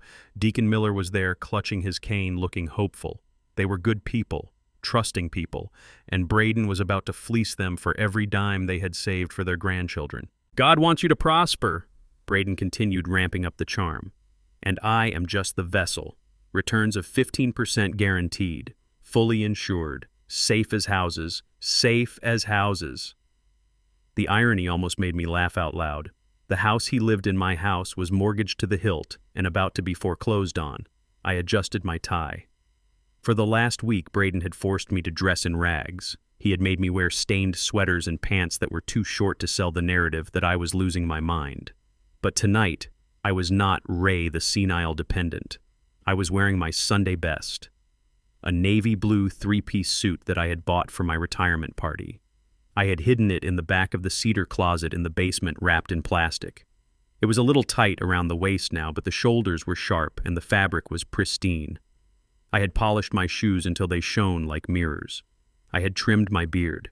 I stood tall, my spine stiffened by rage and righteousness. I pushed the double doors open. They swung wide with a heavy swoosh. The sound made a few heads turn in the back row, then a few more. I walked in. I didn't rush. I walked with the slow, deliberate cadence of a man who belongs exactly where he is. Braden saw me. He was in the middle of a sentence about compound interest, but the words died in his throat. His mouth stayed open, but no sound came out. His eyes went wide. He looked like he was seeing a ghost. He expected me to be locked in my room nursing a bruised cheek and a broken spirit. He expected the confused old man he had slapped yesterday. Instead, he saw Raymond Bishop, the man who used to be the head deacon of this very church. Dad Braden stammered into the microphone. The feedback squealed a high-pitched whine that made everyone wince. I smiled. It was a warm, gracious smile that didn't reach my eyes. Don't let me interrupt you, son, I said, my voice projecting clearly to the back of the room without a microphone. I just wanted to see all my old friends. A ripple of whispers went through the crowd. Look at Raymond, Mrs. Higgins whispered to her neighbor. He looks wonderful. I thought Braden said he was sick. He looks sharp as a tack, the neighbor replied. Braden was paralyzed. He was trapped in his own public persona. He couldn't scream at me to get out. He couldn't call security. We were in church. He was playing the role of the devoted son-in-law. If he disrespected me now in front of the very people he was trying to con, his entire game would fall apart. He forced a smile that looked more like a grimace. Well, this is a pleasant surprise, he said, sweat starting to bead on his forehead. We didn't think you were feeling up to it, Ray. I feel fantastic, Braden, I said, walking down the center aisle. The fresh air does wonders for the mind. I didn't go to the stage. I didn't go to Braden. I went to the people. I stopped at Deacon Miller's table. He had a checkbook open in front of him. The pen was hovering over the signature line. Raymond Deacon Miller said, grasping my hand. It is good to see you, man. Braden was just telling us about this new opportunity, 15% returns. Can you believe it? I kept shaking his hand, holding it tight, preventing him from picking up that pen. It sounds miraculous. Deacon, I said, leaning in close, lowering my voice just enough so only the table could hear. You know, in my 40 years of insurance, whenever I saw a guaranteed 15% return, it usually meant the collateral was high risk. Deacon Miller frowned. High risk. But Braden said it is insured. I patted his shoulder gently. Did he show you the policy, Deacon, or did he just show you a PowerPoint slide? You know how much I love my son-in-law, but sometimes his enthusiasm outpaces his paperwork. Make sure you ask for the underwriter's name, just for your own peace of mind. I saw the doubt creep into Deacon Miller's eyes. He looked down at his checkbook. He closed it. I moved to the next table. Mrs. Higgins and her sister were there. They had brochures spread out like playing cards. Mrs. Higgins, I said, bowing slightly. You look lovely as always. Oh, Raymond, she blushed. We were just about to sign up. Braden says this will help pay for my granddaughter's college. That is a noble goal, I said. Braden is a good salesman, isn't he? Very persuasive. I picked up one of the glossy brochures. I pretended to study it. I noticed there is a lockup period, I said, pointing to the fine print. 2 years. That is a long time to not be able to touch your money, Mrs. Higgins. What if the roof leaks? What if you need a new car? She looked worried. He didn't mention a lockup period. He said it was liquid. I tapped the paper. Always read the footnotes, Mrs. Higgins. You remember when we fixed the church roof in '98, we learned that the devil is in the details. Just ask him about the withdrawal penalties. Watch his face when you ask. I winked at her and moved on. I worked the room like a politician, but I wasn't asking for votes. I was asking for caution. I didn't accuse Braden of anything. I didn't scream fraud. I just asked questions. The kind of boring, practical questions that destroy a fantasy. Who is the custodian bank? Is the principal FDIC insured? What is the fee structure? I could feel the energy in the room shifting. The excitement was cooling. The checkbooks were being slid back into purses and pockets. The whispers grew louder. Braden stood on the stage watching his kingdom crumble. His face was red. He was gripping the podium so hard his knuckles were white. He tried to regain control. Folks, he shouted into the microphone. If we could focus back on the presentation. The slots are filling up fast. I can only accept 5 more investors tonight before the fund closes. It was a classic high-pressure tactic. Scarcity. FOMO. Usually it worked. But then I spoke up from the back of the room. Braden, I called out casually. Mrs. Robinson here has a question about the audit history. She wants to know who audits the fund. Is it a Big Four firm? The room went silent. All eyes turned to Braden. Audit Braden stammered. Well, we use a specialized internal audit team, Ray. It is standard for boutique funds. Internal, I repeated clearly. So you audit yourself. A murmur of disapproval went through the crowd. These people might have been old, but they weren't stupid. They knew that a fox shouldn't guard the henhouse. I think I will wait on this, Braden Deacon Miller said loudly, standing up. I need to talk to my accountant first. Me too, Mrs. Higgins said, tucking her purse under her arm. The roof might leak, you never know. One by one they started to stand up. Braden looked frantic. No, wait. You are walking away from financial freedom. This offer expires tonight. But the spell was broken. I had broken it with a few whispers and a well-tailored suit. Braden looked at me. His eyes were full of pure, unadulterated hatred. If looks could kill, I would have dropped dead right there on the carpet. I looked back at him and I touched my cheek. The bruise was faint under the makeup I had applied, but I knew he could see it. I knew he remembered the slap. He stepped down from the stage, abandoning his laptop. He marched toward me. He moved fast, aggressive. The crowd parted. He stopped inches from my face. He smelled of fear and sweat. You think you are funny? He hissed so only I could hear. You think you are smart? You just cost me $100,000. I looked him up and down. I didn't cost you anything, Braden, I said calmly. I just saved these people from a predator. You are dead, he whispered. You hear me? You don't make it to Monday. I will drag you out of here by your hair if I have to. I leaned in closer. Look around, Braden, I said softly. Look at Deacon Miller. Look at the usher by the door. These men served in Vietnam with me. These people have known me for 40 years. If you touch me, if you raise your voice, if you show them the disrespect you show me in my own kitchen, they will tear you apart. You are not in your office anymore, son. You are in my house now." Braden looked around. He saw the hard stares of the men in the room. He realized I was right. He was outnumbered. He took a step back. He was trembling. "This isn't over," he said. "No," I agreed. "It is just beginning." I turned my back on him. It was the ultimate insult. I turned my back on the wolf because I knew he had no teeth left. I walked over to the dessert table. "Mrs. Higgins," I said, smiling, "is that your famous peach cobbler?" "Yes, Raymond," she beamed. "I would love a slice," I said. I took a plate. I ate the cobbler. I laughed with my friends. But inside I was counting the seconds. Braden had stormed out the side door. I heard his tires screech in the parking lot. He was running. He was panicking. He was going to make a mistake. And I would be there to catch him when he fell. I finished my cobbler. I thanked everyone. I shook hands. Then I walked out into the night. The battle at the church was won. But the war for my home was about to enter its final violent phase. Braden was desperate now, and a desperate man is capable of anything. I checked my phone. One new message from Elias. "The bait is taken. The FBI is listening. Get home. Tonight is the night." The phone rang for the 30th time that morning. It was a shrill, demanding sound that echoed through the house like a fire alarm. I sat in my usual chair in the living room, a blanket draped over my legs, watching the dust motes dance in the shaft of sunlight. I was calm. I was the eye of the storm. Braden was the hurricane. He was pacing the hallway, his cell phone pressed to his ear, his other hand raking through his disheveled hair. He wasn't wearing his suit jacket. His tie was undone. There were sweat stains under the arms of his expensive Egyptian cotton shirt. He looked like a man who was watching the water rise above his chin.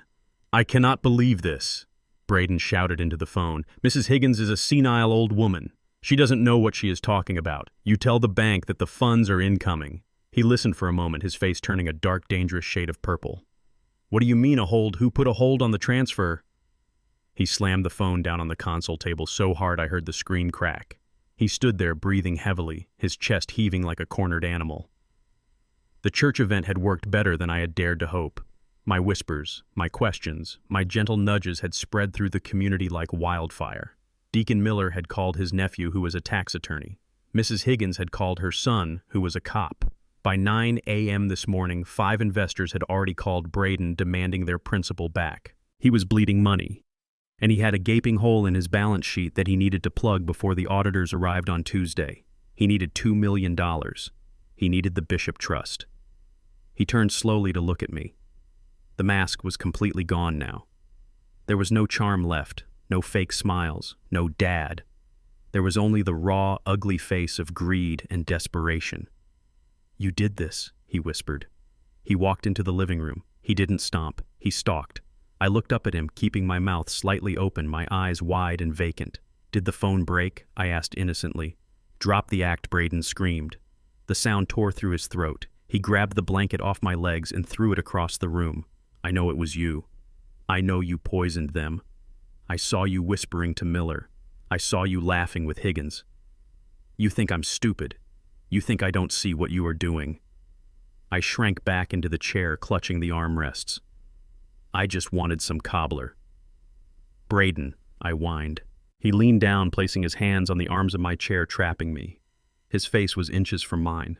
I could smell the stale alcohol and the bitter scent of fear. "I am done playing games, Ray. I am done waiting. I have a liquidity crisis because of you, and you are going to fix it." "I don't have any money," I whispered. Braden smiled. It was the most terrifying thing I had ever seen. It wasn't a smile of joy. It was a smile of cruelty. "No, you don't. But you have the paper, and you are going to give it to me, right now." I shook my head. "I don't know where it is. I lost it." Braden stood up straight. He looked at his watch. "It is 2:30, he said calmly. I looked at him confused. "Leo gets out of school in 30 minutes, Braden said. My heart skipped a beat. Leo, my grandson, the only innocent thing left in this house. Usually Maya picks him up. Braden continued examining his fingernails. But Maya is at work, and I am the father. I have the legal right to pick up my son." He looked at me.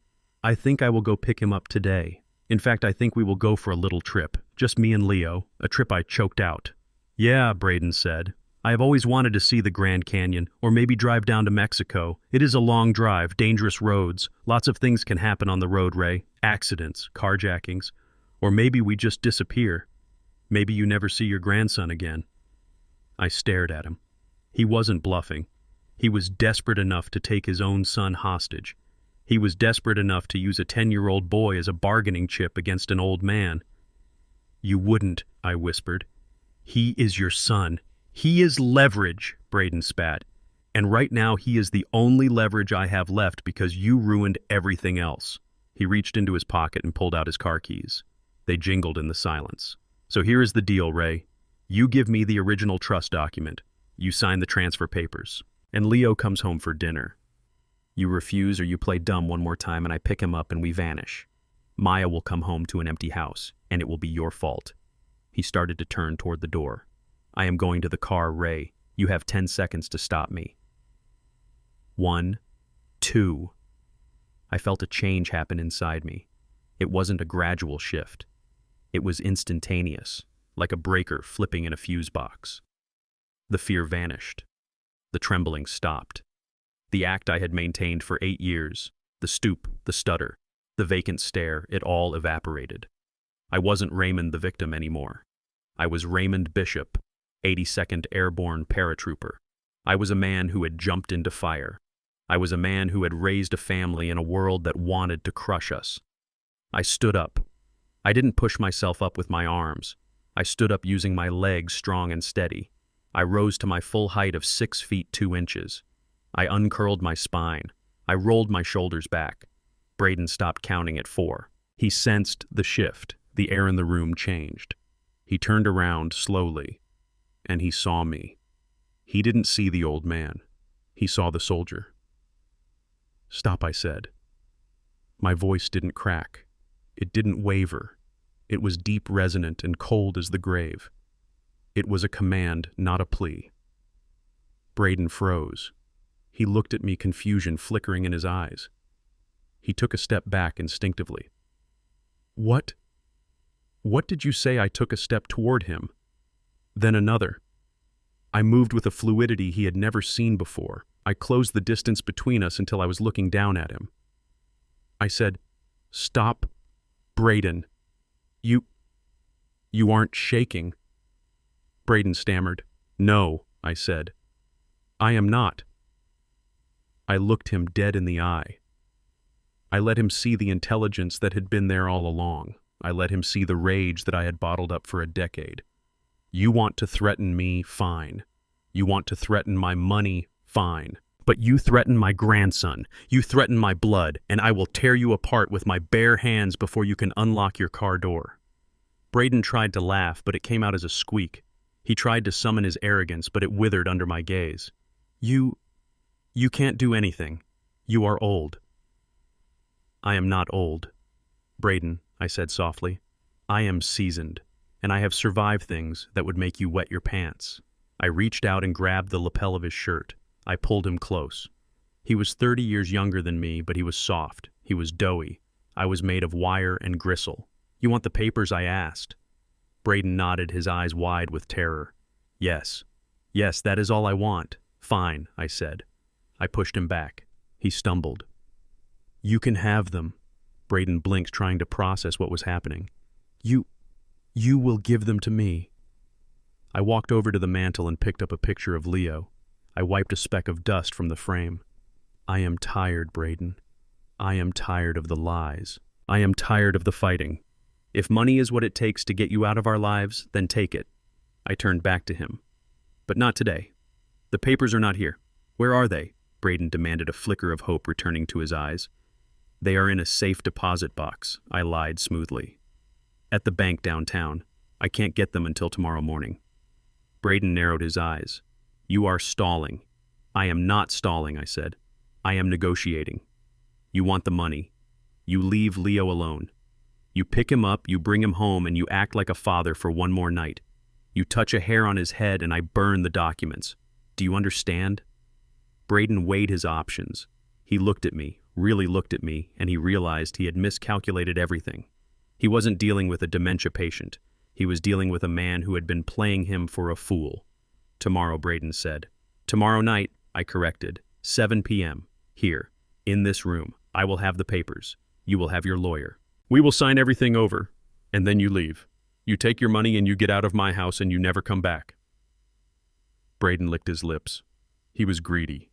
The thought of $2 million was overriding his fear. 7 p.m., he agreed. But if you try anything, Ray, if I see one cop, if you see a cop, you run, I said. But don't worry. I don't want the police involved any more than you do. I just want my family safe. Braden nodded. He straightened his shirt, trying to regain some dignity. Fine. Tomorrow night. He turned to leave. And Braden, I called out. He stopped at the door. Don't be late. He walked out. I listened to his footsteps fade. I listened to the front door open and close. I let out a long, slow breath. I wasn't going to the bank tomorrow. I walked to the window and watched him get into his car. He was going to pick up Leo. He would bring him home because he thought he had won. He thought I had capitulated. He thought the money was his. He didn't know that tomorrow night at 7 p.m. he wasn't attending a signing.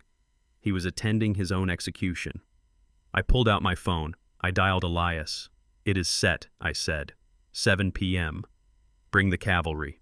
I hung up. I looked at my hands. They were steady as rocks. The old man was gone. The patriarch was back.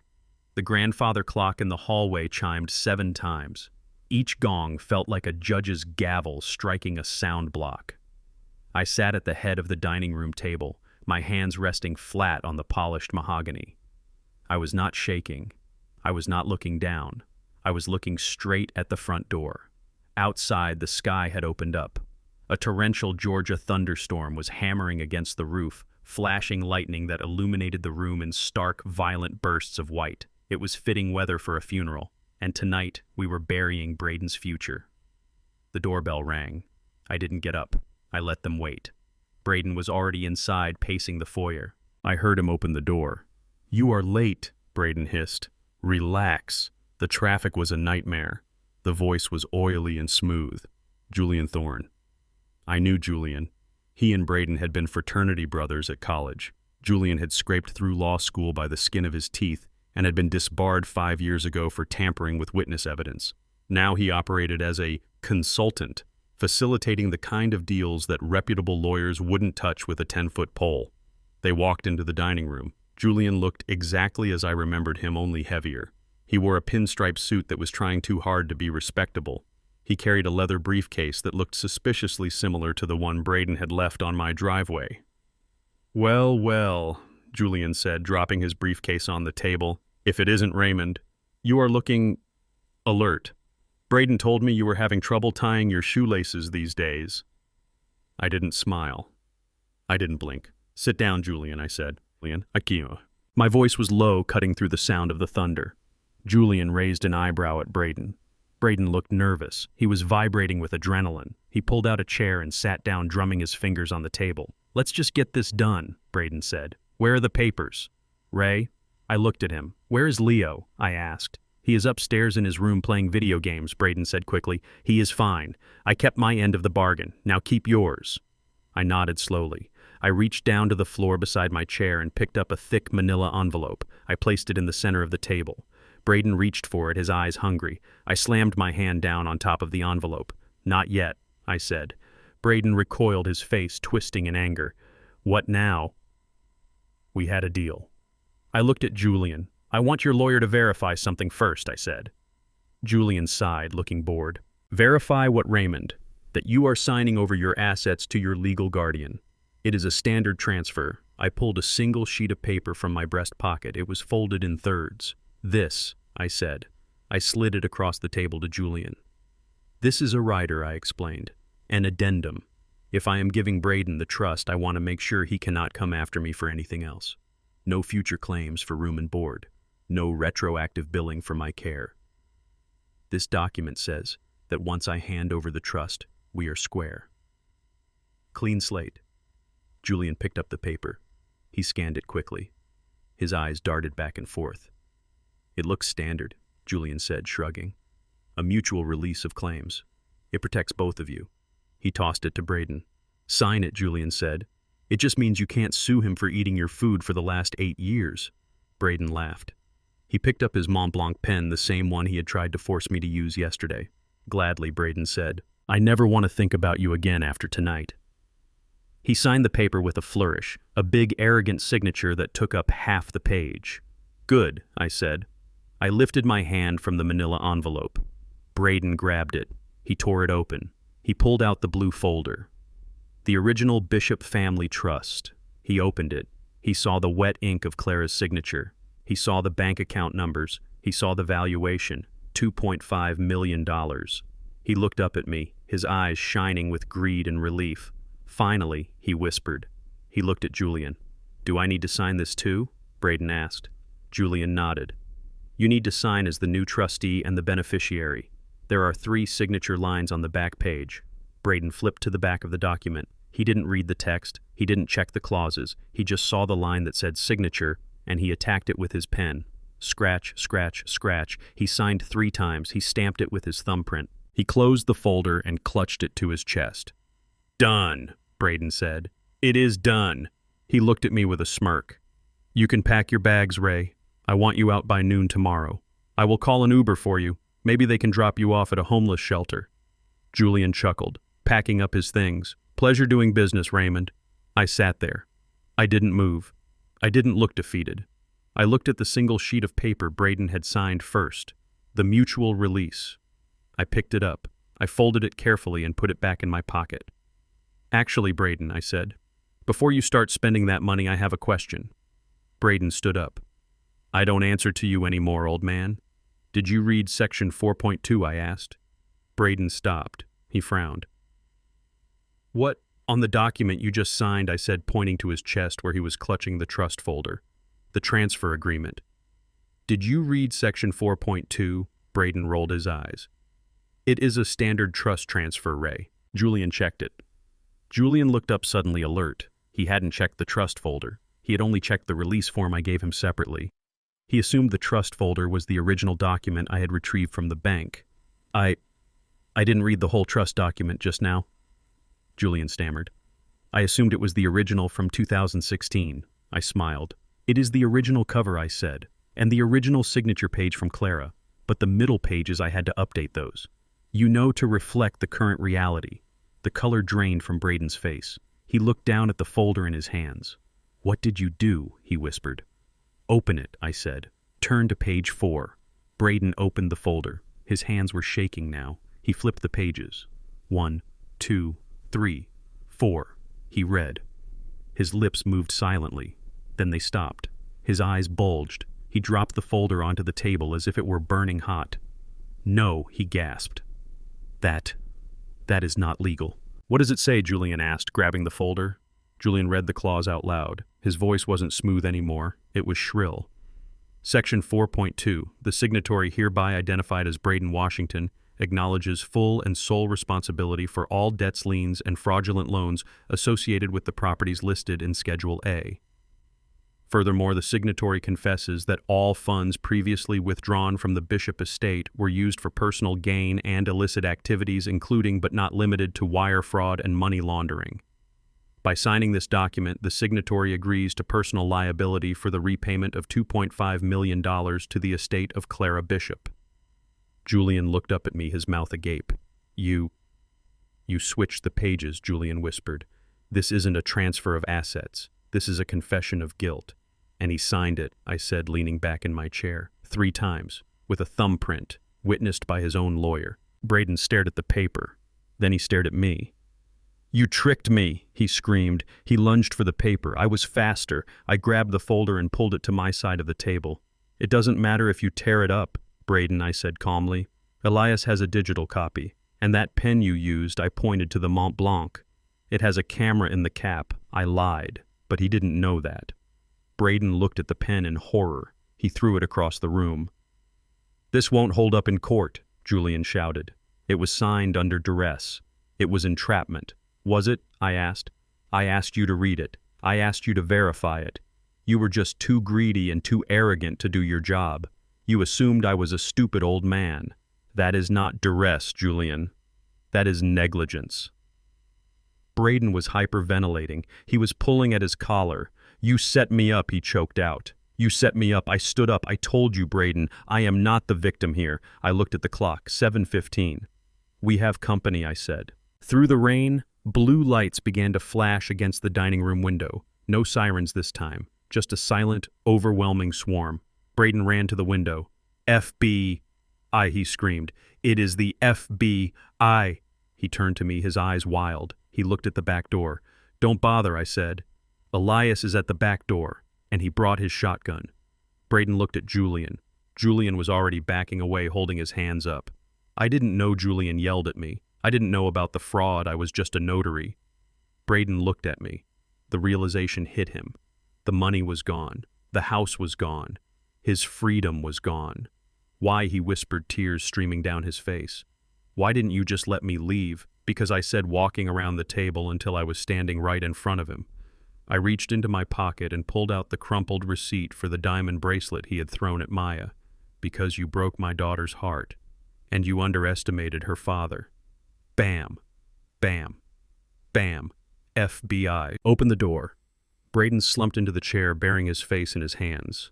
I walked to the front door. I didn't rush. I adjusted my tie. I checked my reflection in the hallway mirror. I looked like a man who had just taken out the trash. I opened the door. The pounding on the front door was rhythmic and heavy, a drumbeat of justice that shook the entire frame of the house. Outside, the rain slashed against the windows, blurring the red and blue lights into a kaleidoscope of warning. Inside the dining room, the air was so thick with tension it felt like breathing underwater. Braden stared at the door, then back at me. His face was a mask of pure, unadulterated panic. The color had drained from his skin, leaving him looking like a wax figure melting under heat. He looked at the confession. He had just signed the paper that admitted to wire fraud and theft and embezzlement. Then the panic broke. It shattered into violence. He let out a sound that was half scream, half sob. It was the sound of a man who sees his entire world collapsing and decides to burn it down on his way out. "You old devil," he shrieked. He didn't run for the back door. He didn't run for the window. He lunged across the table at me. His eyes were wild, bulging from their sockets. He reached for my throat, his fingers hooked into claws. He wanted to silence me. He wanted to crush the witness who had outsmarted him. Julian, the lawyer, scrambled backward, tripping over his own briefcase and falling against the china cabinet. He was useless, a coward in a pinstripe suit watching his client implode. I didn't move. I didn't flinch. Braden was 30 years younger than me. He went to the gym 5 days a week. He drank protein shakes, but he had never fought for his life. He had never stood on a drop zone with the wind howling and the ground rushing up to meet him. I had. As he lunged, I simply stood up and stepped to the side. He crashed into my chair, sending it skidding across the floor. He stumbled his expensive Italian loafers, slipping on the polished wood. He caught himself on the edge of the table, breathing hard saliva flying from his mouth. "I will kill you," he gasped, turning to face me again. "I will kill you before they get in here." He grabbed a heavy crystal vase from the center of the table. He raised it high above his head. I braced myself. I clenched my fists, ready to deflect the blow. I was old, but I was not helpless. But I didn't have to strike him. "Put it down, Braden." The voice cut through the room like a razor blade. It was cold. It was steady. It was absolute. It wasn't my voice. Braden froze, his arm still raised, the vase trembling in his grip. He turned his head slowly toward the kitchen doorway. Maya was standing there. My daughter. She wasn't wearing her nurse's scrubs. She wasn't wearing the stained sweatpants she usually wore around the house to be comfortable. She was wearing a black dress, the one she had worn to Clara's funeral. She looked tall. She'd looked regal. And she looked dangerous. She had been standing in the shadows of the hallway the entire time. She had heard every word. She had heard Braden sign the paper. She had heard him admit to stealing her mother's legacy. She had heard him plan to abandon her and run to Mexico. Maya Braden breathed, lowering the vase slightly. His eyes darted back and forth, calculating, trying to find an angle, trying to find a lie that would work. "Baby, listen to me," he said, his voice shifting instantly into that sickening, manipulative whine.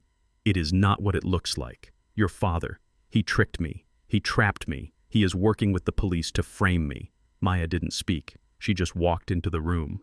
Her steps were slow and deliberate. She stopped next to me. She didn't look at me, but I could feel the heat radiating off her. She was burning with a rage that had been suppressed for 8 years. "Frame you?" Maya asked softly. Her voice was terrifyingly calm. Did he frame you when you signed your name 3 times? Did he frame you when you admitted to stealing $2.5 million from my mother? Braden laughed a desperate, high-pitched sound. That paper is fake, Maya. It is a trick. He swapped the pages. I didn't know what I was signing. You never know what you are signing, Braden, Maya said. That is the problem, isn't it? You just sign and take. You signed for the mortgage on this house, but you never paid a dime. You signed for the car, but you used my credit. You signed our marriage license, but you never honored a single vow. Braden's face twisted. The charm evaporated. The predator resurfaced. Don't you dare talk to me like that, he snarled, stepping toward her. He still held the vase. I am your husband. I am the head of this household. He puffed out his chest, trying to make himself look big, trying to intimidate her the way he had done for a decade. You believe this old man over me, he shouted, pointing a shaking finger at me. Look at him. He is a relic. He is a burden who put food on this table, Maya. Me who paid the electric bill so you could have lights. Me who managed the finances so you didn't have to worry your pretty little head about math. Me. He was screaming now, trying to drown out the pounding on the front door. I sacrificed everything for this family. I carried you. I carried him. And this is the thanks I get. You side with a senile old man who hides money in the trash.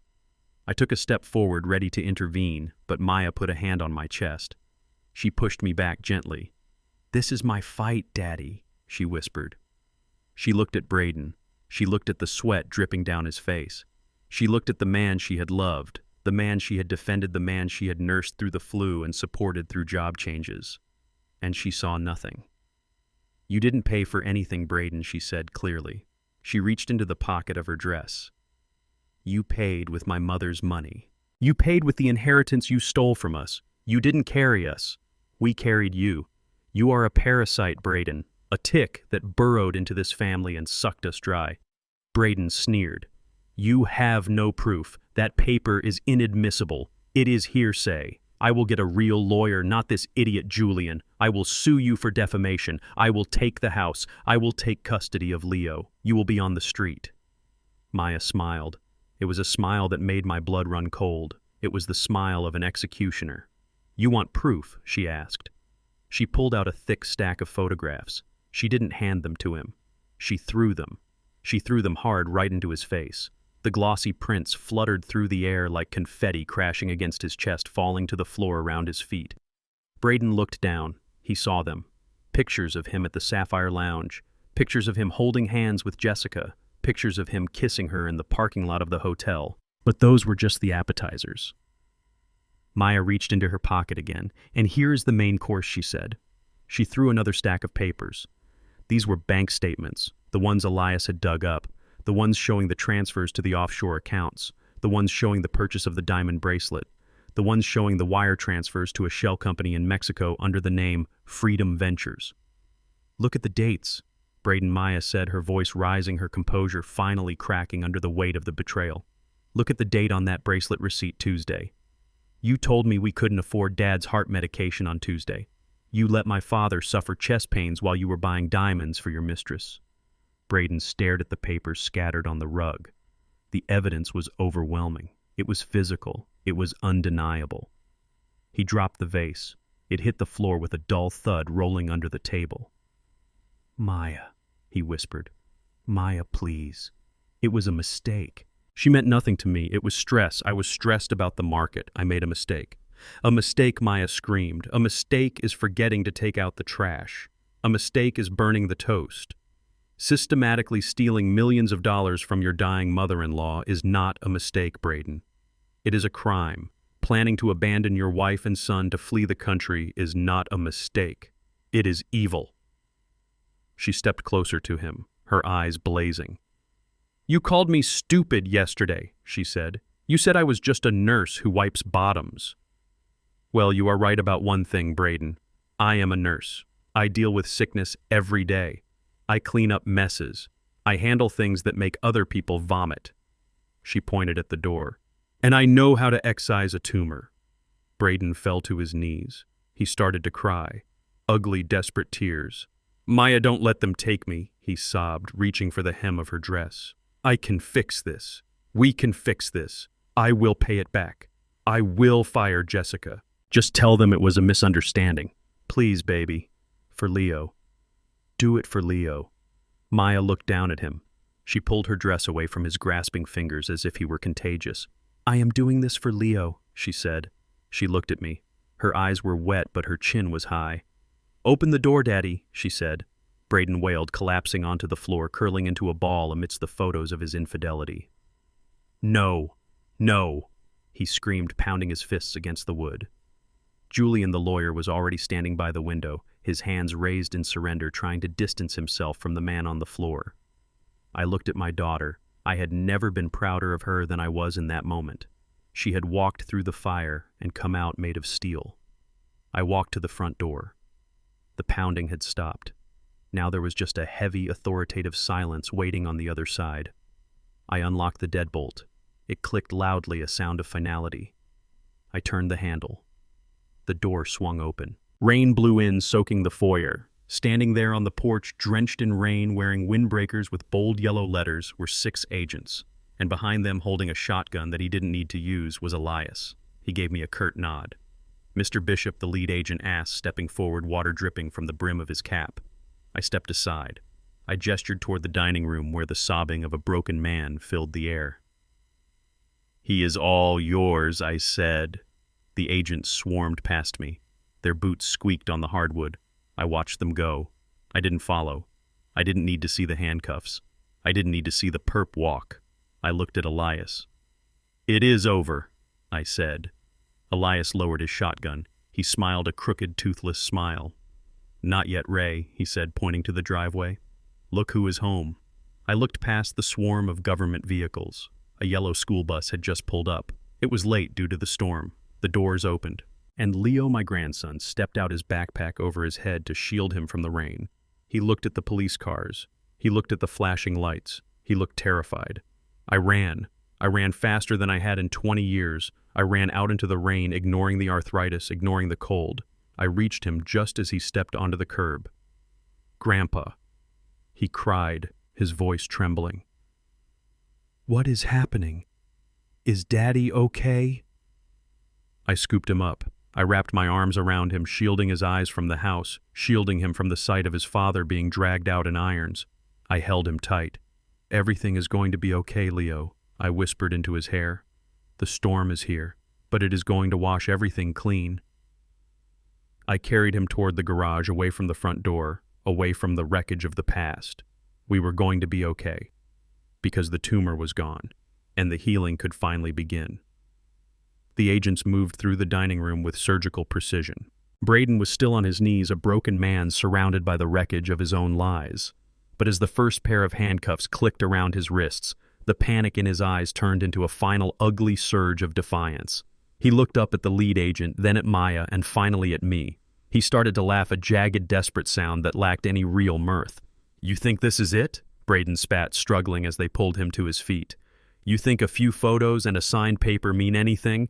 I am a board-certified financial advisor. I have the best legal team in the state. By tomorrow morning, Julian will have that confession thrown out as coerced. And then what? He leaned toward me, his face twisted in a sneer of pure arrogance. Look around you, old man. I stand on the deeds. My name is on the titles. Every property, every offshore account, every cent of that trust is legally under the control of BW Holdings. You have no standing. You are just a tenant in a guest room. Even if I go to jail for a few months for a minor scuffle, I still own you. I will sell this house from my cell. I will leave you and Maya with nothing but the clothes on your backs. You haven't won. You have just made me angry. Julian, the lawyer, was nodding along, trying to regain his composure. Braden is right, Julian muttered, straightening his disheveled tie. The corporate structure is ironclad. You cannot untangle a multi-state holding company with a few backyard snapshots. I stood there listening to them. I felt a strange sense of calm. It was the same feeling I had 40 years ago when I finally found the one loose wire that proved an entire warehouse fire was an insurance scam. The arrogance of criminals is always their undoing. They think the world is as small as their own greed. I walked over to the sideboard and picked up the remote control. You always said I watched too much television, Braden, I said softly. You said it was rotting my brain. But the local news is quite educational if you know what to look for. I pressed the power button. The large flat-screen TV on the wall flickered to life. I turned the volume up. The screen didn't show weather or sports. It was a breaking news bulletin from the local business channel. The banner at the bottom of the screen read in bold red letters, "Breaking news. Federal investigation into B. Sterling and BW Holdings." The news anchor was standing in front of the federal courthouse downtown. Federal authorities have just announced a massive sweep into several local investment firms, the anchor said. Leading the list is BW Holdings, managed by Braden Washington. Sources say the FBI and the Securities and Exchange Commission have been working with a whistleblower for several days, receiving thousands of pages of internal documents, offshore routing numbers, and evidence of a massive Ponzi scheme masked as a property management trust. Braden's jaw dropped. He stopped struggling against the agents. He stared at the screen as if it were a mirror showing his own ghost. The anchor continued. A federal judge has already signed an emergency order freezing every asset associated with BW Holdings. This includes 14 properties, multiple offshore accounts, and the personal residence of the CEO. Because the funds were identified as being derived from the theft of a private estate, the court has appointed a receiver to restore the assets to their original rightful owner, Raymond Bishop. I clicked the TV off. The silence that followed was deafening. 3 days, Braden, I said, walking closer to him. 3 days, he whispered. While you were busy buying bracelets and planning your escape to Mexico, Elias and I were busy. We didn't just send a letter to your lawyer. We sent the entire history of your fraud to the people who actually have the power to stop you.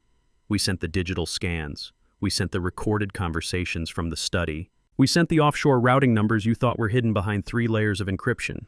Braden looked at the lead agent. The agent didn't look back. He just tightened the grip on Braden's arm. You are not being arrested for hitting me, Braden, I said. That was just the cherry on top. You are being arrested for wire fraud, money laundering, and grand larceny. The federal government doesn't care about your corporate structure. They care about their money. And since you used my name to hide their money, they decided to give it all back to me just to make the paperwork easier. Braden collapsed. His legs simply gave out. If the agents hadn't been holding him, he would have hit the floor again. All the fire, all the arrogance, all the smug certainty was gone. He was just a small, hollow man in an expensive suit that didn't fit him anymore. Maya stepped forward. She looked at the man she had called her husband. She didn't look angry anymore. She just looked done. You told me my father was a burden, Braden, Maya said, her voice echoing in the quiet room. You said he was a drain on our lives. But he was the only thing keeping this family from falling into the pit you dug for us. She reached out and took the gold watch off Braden's wrist, the one he had bought with her mother's money. She didn't say a word. She just handed it to me. Braden didn't even protest. He was sobbing now, the long, ugly cries of a man who realized he had lost everything. Get him out of here, the lead agent commanded. The agent started to lead them out. Julian Thorne was crying too, babbling about a plea deal about how he was just a victim of Braden's charisma. Nobody listened. As they reached the front door, the rain was still pouring down. More black SUVs had arrived, blocking the street. The neighbors were all out on their porches now, umbrellas in hand, watching the man who thought he was king being led away in shame. I stood in the foyer and watched them put Braden in the back of a cruiser. The door slammed shut. The sirens finally turned on a low, rhythmic pulse that signaled the end of the nightmare. I felt a hand on my shoulder. It was Elias. He looked tired, his old army jacket soaked with rain, but his eyes were bright. We did it, Ray, he said. Clara can rest now. I nodded. I looked at the house. My house. The house I had built with Clara. It didn't feel like a prison anymore. The air felt lighter. The shadows were gone. I walked back into the living room. Maya was sitting on the sofa holding Leo, who had come back downstairs after the noise died down. She was whispering to him, telling him that everything was going to be okay. That the bad man was gone. I sat down in my chair. My chair. I didn't need the blanket anymore. I didn't need to shake. I didn't need to play the part of the invisible man. I looked at my daughter and my grandson. We have a lot of work to do, Maya said, looking up at me.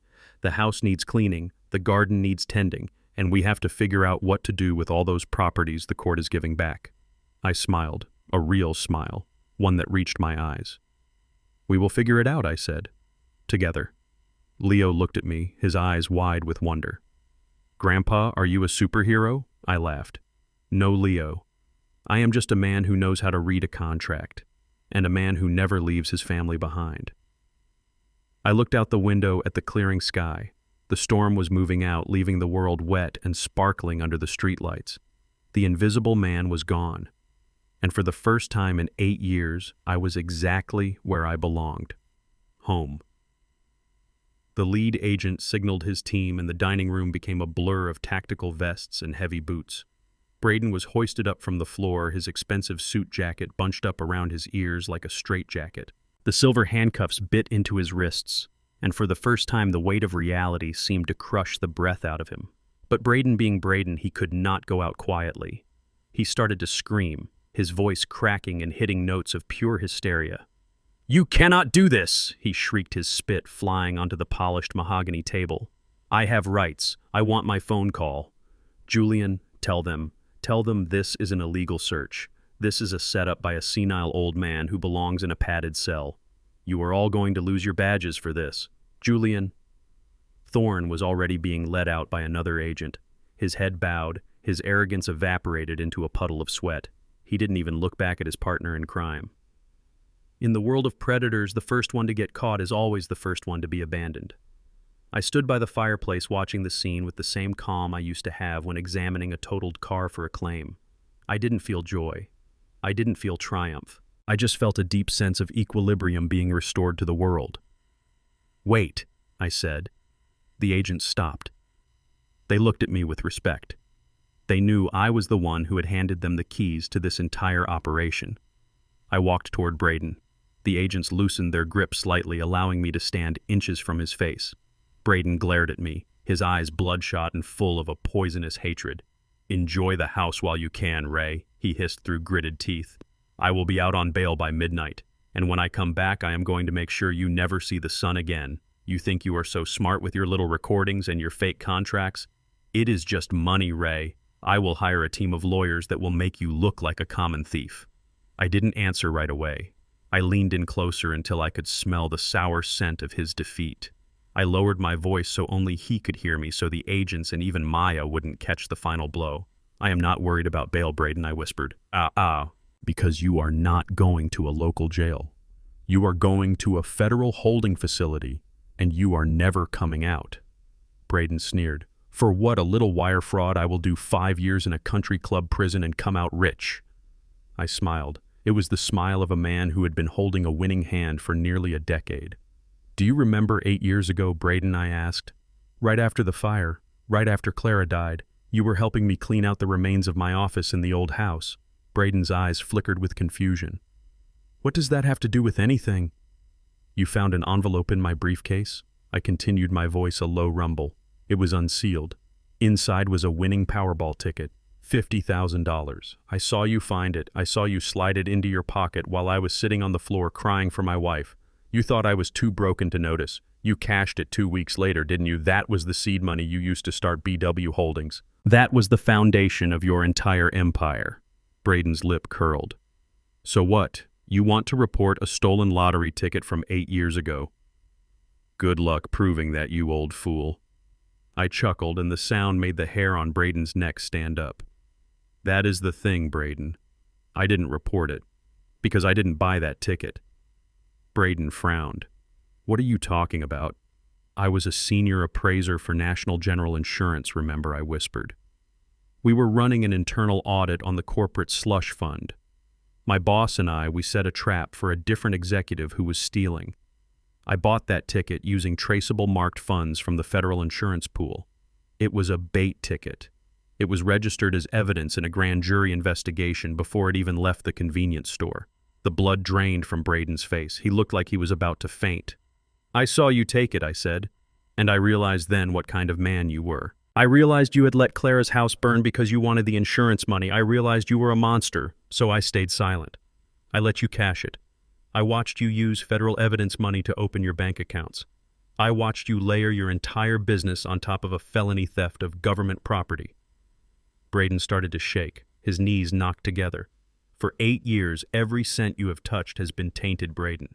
Every transaction you made was a continuation of that original theft. You haven't been committing private fraud. You have been embezzling from the federal government. The FBI didn't just come here for the trust fund, Ray. They came because that lottery ticket finally linked your accounts to the missing federal pool. I leaned in so close my breath hitched his ear. There is no bail for stealing from the Treasury, Braden. There is no lawyer who can untangle an 8-year-old federal bait trap. You didn't steal from me. You stole from the people who never forget and never forgive. I waited 8 years for you to build this house of cards high enough so that when it fell, the impact would bury you in the earth. I pulled back and looked him in the eye. Goodbye, son, I said. Braden's mouth opened, but only a dry, rattling sound came out. He looked at the agents, then back at me. The realization hit him with the force of a high-speed collision. He hadn't been the hunter. He had been a fly in a web that had been spinning since the day my wife died. He had spent 8 years thinking he was a genius when he was actually just a walking evidence file. He collapsed, truly collapsed this time. The agents had to practically drag his limp body across the foyer. He wasn't screaming anymore. He was making a low, whimpering sound like a beaten dog. The front door opened and the wet night air rushed in. The agents moved him out into the rain. I watched from the threshold as they shoved him into the back of a black SUV. The door slammed with a heavy final thud. The sirens didn't scream as they pulled away. They just hummed a steady low pulse that disappeared into the darkness. I stood there for a long time watching the red taillights vanish around the corner. The rain fell on my face, cooling the heat of the anger I had carried for so long. Maya walked up behind me. She placed a hand on my arm. She hadn't heard what I whispered, but she saw the change in Braden. She saw the moment his soul left his body. "Is he gone?" she asked. "He is gone, Maya," I said. "Truly gone." She leaned her head on my shoulder. We stood there in the doorway of the house I had reclaimed. The house that was no longer a monument to his greed, but a sanctuary for our family once again. I reached into my pocket and felt the small, smooth stone I had kept since the day of the fire. I had promised Clara that I would make it right. It took me 8 years of playing the fool, 8 years of enduring insults, and 8 years of being invisible. But the truth had finally come home. I looked at my daughter and the grandson who was now sleeping peacefully upstairs. "Let's close the door." "Maya," I said, "it's getting cold." I reached out and grabbed the handle. I pulled the heavy oak door shut and turned the deadbolt. The click was the sweetest sound I had ever heard. The trap was closed. The war was over. And for the first time in a very long time, the Bishop family was going to have a good night's sleep. The flashing blue lights finally faded into the distance, leaving our street in a darkness so heavy it felt like velvet. For the first time in 8 years, the air didn't taste like Braden's expensive cologne or the metallic tang of his lies. It tasted like rain, cold, honest Georgia rain. Maya stood on the sidewalk, her arm wrapped tightly around Leo's shoulders. They both looked like survivors of a shipwreck staring at the house that had been our prison for a decade. A team of federal agents was still inside their silhouettes, moving past the windows as they hauled out boxes of evidence. Then came the finality. A thick yellow plastic tape was stretched across the front door. "Crime scene, do not cross." Maya turned to me, her face pale under the streetlights. "Daddy," she whispered, her voice breaking, "they are sealing it. Everything, the bank accounts, the house, even my car. We have nowhere to go. Braden took it all. He burned it all down." I looked at my daughter. She was 35 years old, a woman who had seen life and death in the ICU, but right now she looked like that little girl who had lost her favorite doll in the park. She felt homeless. She felt defeated. I reached out and took her hand. Her fingers were ice cold. "Maya." I said, "Look at me." She raised her eyes, wet with tears and exhaustion. "I am an insurance man," I said softly. "I spent 40 years calculating risk. I spent 40 years watching people lose everything in fires and floods. Do you really think I would let my daughter and my grandson sleep on the street? Do you think I didn't have a plan B?" Maya frowned, confused. "But Daddy, Braden said you were broke. He said your pension was gone." "Braden only knew what I allowed him to see," I said. "He saw a senile old man. He didn't see the man who started a private savings account in a small credit union across town the day I met him. He didn't see the man who had been putting away $500 a month from a secret consulting gig for old friends in the industry." I reached into my pocket and pulled out a heavy brass key. I didn't hand it to her. I placed it in Leo's small, warm hand. "Leo," I said, "do Do you remember that brick townhouse on Cascade Road, the one with the big oak tree in the front and the porch that smells like jasmine? Leo's eyes brightened.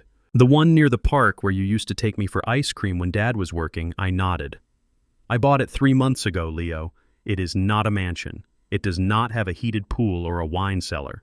But it has 3 bedrooms, a kitchen that gets the morning sun, and a backyard big enough for a dog. And most importantly, it is paid for, in full, in your mother's name. Maya gasped, her hand flying to her mouth.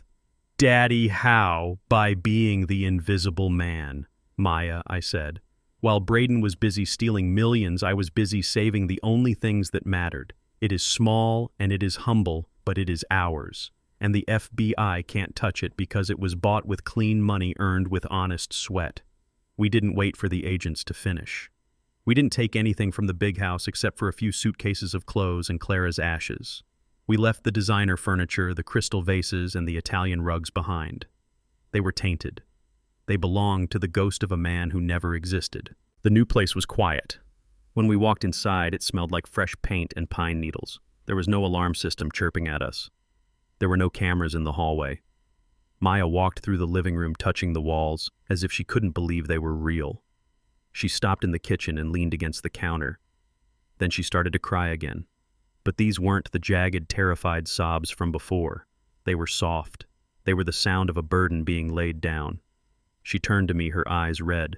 I am so sorry, Daddy, she choked out. I let him treat you like a dog. I believed his lies about you being sick. I chose him over you for so long. I don't deserve this. I don't deserve you. I walked over and pulled her into a hug. I held her tight the way I did when she was 6 years old and afraid of the dark. Maya, listen to me, I said, my voice firm. I already forgot. She pulled back, looking at me with shock. You forgot? After everything he did, I am 71 years old, daughter, I said. I don't have room in my heart for grudges against my own blood. Life is too short to carry around the weight of other people's sins. You were manipulated by a professional. You were blinded by a man who made a career out of deception. That is not your fault. What matters is that you woke up. What matters is that we are standing here now. I kissed her forehead. Go get some sleep, Maya. Tomorrow we start over. The next afternoon, the sun finally came out. It was a bright golden Georgia Sunday. I found an old wooden crate in the garage of the new house. Inside was a leather glove that was older than Braden, a ball that had lost its shine, and an aluminum bat. Leo was sitting on the back porch looking lost. He had spent his whole life being told to be quiet, to stay out of the way, to be a little gentleman in a miniature tuxedo. He didn't know how to just be a boy. Leo, I called out, tossing him the glove. Catch. He fumbled it, the glove hitting the grass. He looked at me terrified, waiting for a lecture on his clumsiness. Braden used to yell at him if he dropped a fork at dinner. I laughed. It is okay, son. Even the pros drop the ball. Pick it up. I spent the next 2 hours in that backyard. My hip was aching and my knees were protesting, but I didn't care. I taught him how to stand. I taught him how to watch the ball, not the bat. I taught him that it was okay to swing and miss as long as you kept your eyes on the goal. I watched the joy bloom in his face. I watched the tension leave his shoulders. For the first time, he wasn't a pawn in a game of status. He was just a kid playing ball with his grandpa. It was a simple thing, a quiet thing, but it was the most powerful act of rebellion I could imagine against the ghost of Braden. Later that evening, as the sun began to set, I went out to the small fire pit in the corner of the yard. I had one last piece of business to take care of. I brought out the old broken briefcase, the one that had started it all. The Italian leather was scuffed, the zipper was torn, and it smelled of Braden's arrogance. I dropped it into the pit. I struck a match. I watched the flame catch the edge of the leather. The fire grew orange and hot, devouring the expensive skin. I watched the gold-plated buckles melt and the silk lining blacken. As the smoke rose into the twilight, I felt the last of the poison leave my system. Braden thought he was the architect of his own destiny, but he was just a man building a castle on a foundation of sand. He thought he could erase me, make me invisible, turn me into a ghost in my own home. But he forgot that ghosts are the ones who know where the bodies are buried. I sat on a lawn chair watching the embers glow. Maya came out and sat next to me, a cup of coffee in her hand.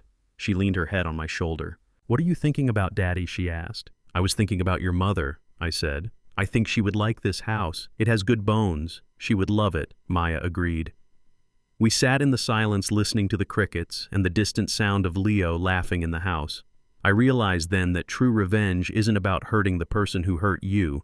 It is about outliving their influence. It is about building something beautiful on top of the ruins they left behind. Braden was in a cell now, surrounded by stone and iron, facing a lifetime of answering for his crimes. He was the one who was invisible now. He was the one who was forgotten. And I was 71 years old, sitting on my own porch with my family safe behind me. I was a man who had his dignity, his name, and his truth. The fire died down to gray ash. The past was gone. I stood up, brushed the soot from my hands, and walked toward the light of the house. "Come on, Maya," I said. "Let's go see what's for dinner." I closed the back door, the lock clicked, and this time it was the sound of a new beginning. Would you like me to provide the final section of the script, including the moral lesson and the closing interaction for your audience? The golden hour on Cascade Road carries a sweetness I had forgotten existed during those 8 long years in the shadows of Braden's basement. I sit here now on my new front porch, the rhythmic creak of the wicker rocking chair providing the only soundtrack to a perfect Georgia evening. In my hand is a tall glass of sweet tea, the condensation blooming like tiny diamonds on the outside of the glass. The ice cubes clink softly, a sound of absolute peace. It is not the silence of a prison anymore. It is the silence of a man who has finally finished his work. I look down at my hands. They are still the hands of a worker, scarred and worn, but they no longer tremble. The weight I carried for nearly a decade, the weight of being invisible, of being a burden, of being a ghost in my own home, has been lifted. I am Raymond Bishop, and for the first time in a very long time, I am exactly where I am supposed to be. Maya pushes open the screen door, the hinges giving a familiar, comforting protest. She isn't wearing her nurse's uniform today. She looks younger, the lines of worry around her eyes having softened since the night the blue lights filled our driveway. She sets a small plate of cornbread on the side table and sits on the steps near my feet. We don't say much. After the storm we've walked through, words are often just noise. We simply watch Leo in the yard. My grandson is running through the grass, chasing a golden retriever puppy we adopted last week. He is laughing, a deep, belly-shaking laugh that Braden never would have allowed. Braden wanted a son who was a trophy, a miniature version of his own cold ambition. But out here in the sun, Leo is just a boy. He is Lamlim Bundat. His knees are stained green and his heart is light. That, more than the millions of dollars we recovered, is my true victory. I received a call from Elias this morning. The legal wheels have finally ground to a halt. Braden was sentenced to 15 years in a federal facility, no parole, no early release for good behavior. The government doesn't take kindly to people who use their marked funds to build private empires. Julian Thorne is gone too disbarred and facing his own 5-year stretch for conspiracy. When Elias told me the news, I didn't feel the surge of joy I thought I would. I just felt a quiet sense of closure. Justice isn't a celebration, it is the restoration of the world's natural order. Braden's biggest mistake was believing that my silence was a sign of surrender. He looked at my gray hair and my slow gait and he saw an obsolete machine. He didn't realize that I was observing him every single day. I was the one who saw the late-night phone calls. I was the one who noted the discrepancy in the bank statements he carelessly left on the counter. I was the one who knew the scent of a lie because I had spent 40 years breathing it in as an insurance appraiser. Respect is something Braden thought he could buy with a $3,000 suit or a luxury SUV. He didn't understand that respect is earned in the quiet moments when no one is watching. It is earned by keeping your word, by protecting your blood, and by having the integrity to stand for the truth, even when it costs you everything. He built a life out of stolen parts and wondered why the engine eventually exploded. I sipped my tea and watched the sun dip below the tree line, painting the sky in shades of violet and deep orange. I miss Clara. I miss her every single hour. But as I sit here, I know I kept the promise I made to her at the cemetery. I protected our daughter. I secured our grandson's future. I didn't let the rot take over the house we built together. Being the invisible man was my greatest weapon. It allowed me to move through the shadows of his life while he was too busy admiring his own reflection to notice the trap being set at his feet. I learned that you don't have to be the loudest person in the room to be the most powerful. You just have to be the one with the most patience. Maya reaches up and pats my knee. "I love this house, Daddy," she whispers. "I do too, sweetheart," I say. "It has good bones. It has a foundation that doesn't rely on someone else's pain." We often mistake silence for weakness and gray hair for incompetence. But true power isn't in loud voices or expensive suits. It's in the patience to wait for the truth to ripen. My son-in-law built his castle on the quicksand of arrogance, believing he could bury my legacy under his greed. He forgot that a tree's strength lies in its roots, not its branches. In the end, protecting your family means cutting out the rot, even if it hurts. Dignity is the only currency that never devalues, and integrity is the only inheritance worth leaving behind. I look at Leo one last time before the shadows grow too long. He catches my eye and waves his baseball glove at me. "I'll be there in a minute, son," I call out. The war is over. The house is quiet. My family is safe. I am no longer a ghost. I am a father, a grandfather, and a man who walked through the fire and came out on the other side with his soul intact. I hope my journey reminds you that your worth is not determined by how others treat you, but by the strength you carry within. Never let anyone convince you that you are past your prime or that your voice doesn't matter. The truth may take its time, but it always finds its way home. What would you have done in my shoes? Would you have stayed silent for 8 years to protect the long game? Or would you have fought back sooner? I would love to hear your thoughts on how you protect your own family's dignity. Please let me know where you are watching this story from in the comments below. I read every single one of them. If this story touched your heart or reminded you of the power of the silent man, please hit the like button and subscribe to the channel. Your support allows me to keep bringing these stories of resilience and justice to light. Turn on the notifications so you never miss a moment of our journey together. Thank you for spending this evening on the porch with me. Until next time, stay strong, keep your eyes open, and remember that the most important things in life are the ones that money can never buy. God bless you all. This is Raymond Bishop, finally at peace, signing off.